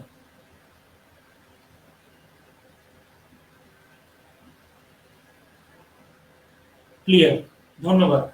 আচ্ছা, এখন একটা বিষয় তোমরা খেয়াল করে দেখো, এখন আমি ফসফরাস না মিশিয়ে, আমি এখন অন্য একটা কিছু মেশাবো। একবার মিশালাম পঞ্চযোজী, এবার ফসফরাস না মিশাইয়া, ঠিক আছে, এখন আমি মেশাবো অ্যালুমিনিয়াম এ এন, যার পারমাণবিক সংখ্যা হচ্ছে 13, যার প্রথম কক্ষপথে হচ্ছে তোমার 2টা ইলেকট্রন, দ্বিতীয় কক্ষপথে হচ্ছে 8টা ইলেকট্রন, আর সর্বশেষ কক্ষপথে সেটা হচ্ছে 3টা ইলেকট্রন। তার মানে তার যোজনী হচ্ছে 3, তার মানে সে ত্রিযোজী, মানে সে 3টা বন্ধন গঠন করতে পারবে। তাহলে খেয়াল করো, এই জায়গায় যদি অ্যালুমিনিয়াম থাকে, তার এই পাশের সিলিকনের সাথে বন্ধন গঠন করবে, উপরেরটার সাথে বন্ধন গঠন করবে, এই পাশেরটার সাথে করলো, তাহলে 3টা ইলেকট্রন চলে গেল। কিন্তু এই পাশের সিলিকন তো চাচ্ছে এই অ্যালুমিনিয়ামের সাথে বন্ধন গঠন করতে, এই পাশের ইলেকট্রন চাচ্ছে এই অ্যালুমিনিয়ামের সাথে বন্ধন গঠন করতে, কিন্তু অ্যালুমিনিয়ামের কাছে তো আর ইলেকট্রন নাই, কারণ অ্যালুমিনিয়ামের ইলেকট্রন সংখ্যা শেষ কক্ষপথে কয়টা ছিল, 3টা। সে 3 জনের সাথে বন্ধন গঠন করছে, তার 3টা গার্লফ্রেন্ড, 4 নম্বর গার্লফ্রেন্ড পাবে কোথায়, তার তো কিছু নাই আর। তাহলে এই জায়গাটায় কি সৃষ্টি হবে, একটা গ্যাপ সৃষ্টি হবে, মানে হচ্ছে হোল সৃষ্টি হবে। কি সৃষ্টি হবে, হোল সৃষ্টি হবে, কারণ ইলেকট্রন তো নাই, এখানে ইলেকট্রন দরকার ছিল বন্ধন গঠন করার জন্য। এখন একটা বিষয় খেয়াল করো, একটা বিষয় খেয়াল করো, ভালোভাবে খেয়াল করো প্লিজ, ভালোভাবে খেয়াল করো।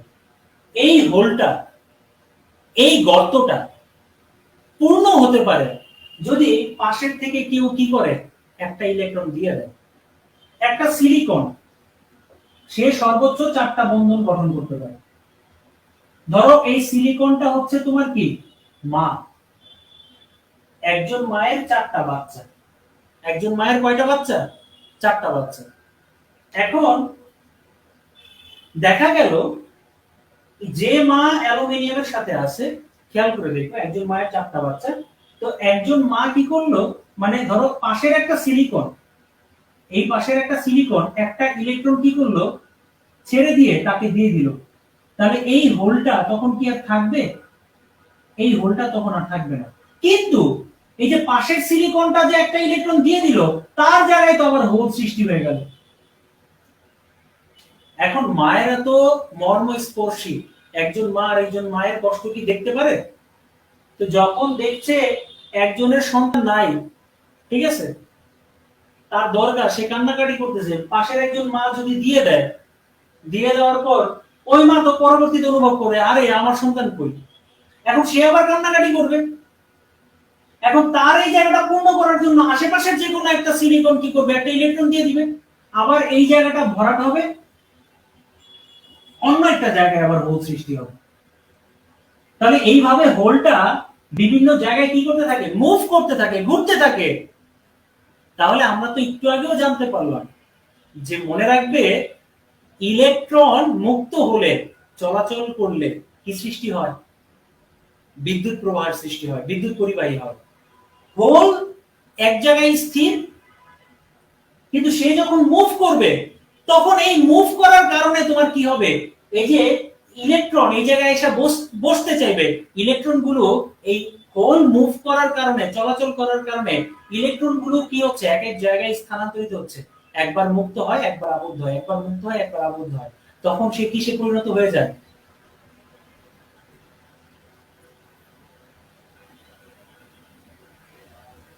কতক্ষণ, এটা টাইম লিমিটেড বিষয়টা। এটা একটা নির্দিষ্ট প্রক্রিয়ায় ঘটানো হয়। যখন বিদ্যুৎ, এই যে ভেজাল মিশিয়ে যখন একটা তৈরি করলাম, একটা সেমিকন্ডাক্টর তৈরি করলাম, আগেরটা ছিল কি টাইপ? আগেরটা কি ছিল, কি টাইপ? আগেরটা ছিল তোমার এন টাইপ। আর এখন যেহেতু হোল সৃষ্টি হয়েছে, এই কারণে আমি তোমাদেরকে প্রথম দিকে পড়ায় নিয়েছি, হোলের ধর্ম কি? হোলের ধর্ম হচ্ছে পজিটিভ। হোলের ধর্ম কি? পজিটিভ। আর এই হোলের ধর্ম পজিটিভ হওয়ায় সিলিকনের সাথে, অর্থাৎ চতুর্যোজী মৌলের সাথে যদি ত্রিযোজী মৌল মেশানো হয়, তাহলে সেখানে হোল সৃষ্টি হয়। হোলের ধর্ম হচ্ছে পজিটিভ, আর হোল সৃষ্টি হওয়ায় এই টাইপটাকে আমরা বলি পজিটিভ টাইপ, তাই বলা হয় পি টাইপ। তাহলে পি টাইপ হোলের কারণে বিদ্যুৎ পরিবহন করে, আর এন টাইপ মুক্ত ইলেকট্রনের কারণে বিদ্যুৎ পরিবহন করে। তো যখনই এর ভিতর দিয়ে বিদ্যুৎ চালনা করব, তখনই এই ঘটনাগুলো কি করতে থাকবে, ঘটতে থাকবে, আর সে বিদ্যুৎ সুপরিবাহী হয়ে যাবে। তুমি যতক্ষণ বিদ্যুৎ চালাবে ততক্ষণ সে সুপরিবাহী হিসেবে কাজ করবে। ইনপুট দেওয়া বন্ধ করে দিবা, এটা আর কাজ করবে না, শেষ। যেহেতু তারা অর্ধপরিবাহী, তাই অনেক বেশি তাপমাত্রা প্রয়োগ করলেও তাদের মধ্যে বড় ধরনের কোনো পরিবর্তন আসবে না, অর্থাৎ তাদের পরিবাহী ক্ষমতা হ্রাস পাবে না। কারণ আমরা জানি তাপমাত্রা বৃদ্ধির সাথে সাথে অর্ধপরিবাহীগুলো কি হয়, অর্ধপরিবাহীগুলোর পরিবহন ক্ষমতা বৃদ্ধি পায়। এই কারণে সেমিকন্ডাক্টর গুলো ব্যবহার করার অন্যতম প্রধান উদ্দেশ্য হলো, ডিভাইস তো ছোট হয়ে আসতেছে, ঠিক আছে, কিন্তু ওই ডিভাইস গুলো অনেকক্ষণ যাবত ব্যবহার করা যায়। ব্যবহার করলে গরম হয়ে গেলেও তাদের কার্যকারিতা নষ্ট হয় না। বুঝা গেছে বিষয়টা? তাহলে পি টাইপ কখন হবে? যখন হোল সৃষ্টি হবে। এই হোল কিভাবে সৃষ্টি করা যাবে?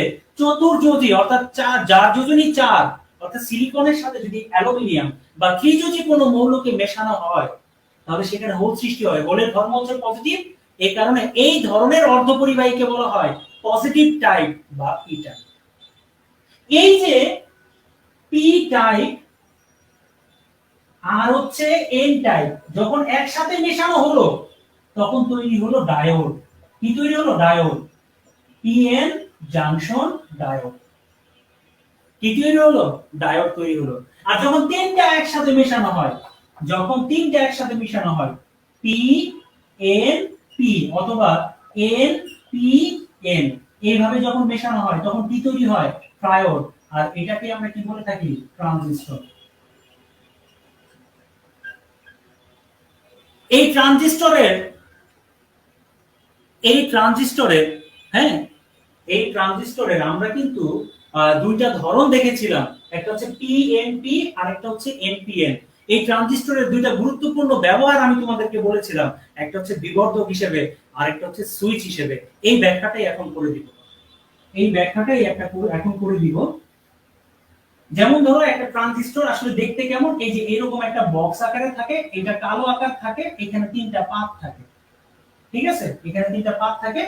তো প্রথম দিকে যেটা মনে করো সেটা হচ্ছে ধরো কালেক্টর বা সংগ্রাহক, মাঝখানে যেটা থাকে এটাকে বলে বেস, আর সর্বশেষে যেটা থাকে সেটা হচ্ছে তোমার এমিটর। এমিটর মানে বুঝতেই পারছো সেটা হচ্ছে কি, এটার বাংলাটা হচ্ছে নিঃসারক। নিঃসারক, বেস মানে হচ্ছে ভূমি বা পিঠ, আর কালেক্টর মানে হচ্ছে সংগ্রাহক। মনে রাখবে সংগ্রাহক। তো মনে রাখবে কালেক্টরে যা দিবা এমিটরেও তা রাখতে হবে। অর্থাৎ কালেক্টরে যদি পি দাও তাহলে এমিটরেও পি রাখতে হবে, তাহলে মাঝখানে যেটা থাকবে সেটা অন্যটা রাখতে হবে, সেটা হচ্ছে এন। তাহলে পি এন পি। যদি কালেক্টরে তুমি এন টাইপ দাও তাহলে এমিটরেও তোমাকে এন টাইপ ব্যবহার করতে হবে, আর মাঝখানে ব্যবহার করতে অন্যটা, সেটা হচ্ছে কি পি। তাহলে একটা জিনিস খেয়াল করো, মাঝখানে যেটা থাকে সেটার কারণেই মূলত কি হয়? বিদ্যুৎ পরিবাহী হয়। যদি পি টাইপ রাখো মানে হচ্ছে পজিটিভ টাইপ, তাহলে বুঝে নিতে হবে এখানে হোলের কারণে বিদ্যুৎ পরিবাহিত হচ্ছে। তার মানে এন পি এন, মাঝখানে আছে এন পি এন এর মাঝখানে আছে পি। পি মানে পজিটিভ টাইপ, আর পজিটিভ টাইপ সৃষ্টি হয় হোলের কারণে। তাহলে বুঝতে হবে এন পি এন ট্রানজিস্টরে হোলের মাধ্যমে বিদ্যুৎ পরিবাহিত হয়। আর পিএনপি তাহলে বুঝে নিতে হবে এই যে মাঝখানে আছে কি এন, এন মানে নেগেটিভ টাইপ, মানে এই পিএনপি টা তৈরি করা হয়েছে 4 এর সাথে 5 মিশিয়ে। আর এনপিএন তৈরি করা হয়েছে তোমার কিভাবে? হোল কিভাবে হয়? হোলের সাথে হয় 4 এর সাথে 3 মিশিয়ে। তাহলে এখন একটা জিনিস খেয়াল করো, এই যে পিএনপি মাঝখানে আছে এন, আর এন মানে কি নেগেটিভ, নেগেটিভ মানে ইলেকট্রন, অর্থাৎ পিএনপি তে ইলেকট্রনের কারণে বিদ্যুৎ পরিবাহিত হয়, এনপিএন এ হোলের কারণে বিদ্যুৎ পরিবাহিত হয়।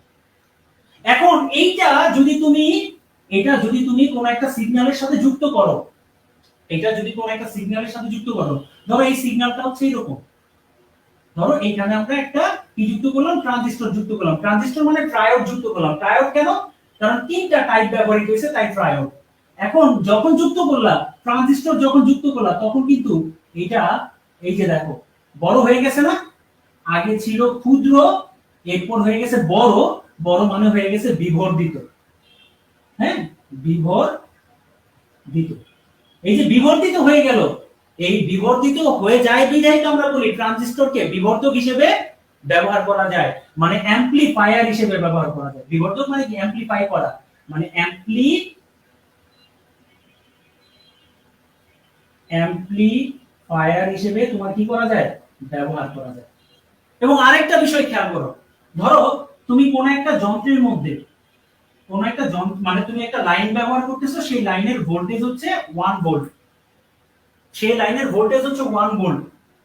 যখন তুমি একটা ট্রানজিস্টর ব্যবহার করতেছো তখন তার ভোল্টেজ মানে বিবর্তিত হবে না, বেড়ে যাবে না? বেড়ে গেল। আমি উদাহরণের জন্য বললাম, ধরো 5 ভোল্ট। কি হলো? 5 ভোল্ট। 1 ভোল্টের একটা কানেকশনে ট্রানজিস্টর যুক্ত করে দিলা, সেটাকে বিবর্তিত করে 5 ভোল্টে রূপান্তরিত করলো, তোমার যন্ত্রটাকে চালাতে সহযোগিতা করলো।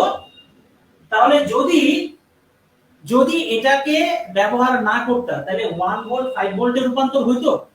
5 ভোল্টে রূপান্তর হইতো না, আর ওই যন্ত্রটাও চলতো না। মানে তুমি যে যন্ত্রটা ব্যবহার করতেছো সেই যন্ত্রটার জন্য মনে করো যে 5 ভোল্টের কানেকশন দরকার ছিল, মানে হচ্ছে ভোল্টেজ একটু বেশি দরকার ছিল, 1 ভোল্টের চেয়ে বেশি দরকার ছিল। তাহলে এই যে ট্রানজিস্টর 1 ভোল্টকে 1 ভোল্টকে তোমার কি করলো? 5 ভোল্টে রূপান্তর করে ফেললো, বাড়ায় ফেললো। এটা যদি না থাকতো, ভোল্টেজ বাড়তো না, আর ভোল্টেজ না বাড়লে তোমার যন্ত্র চলতো না।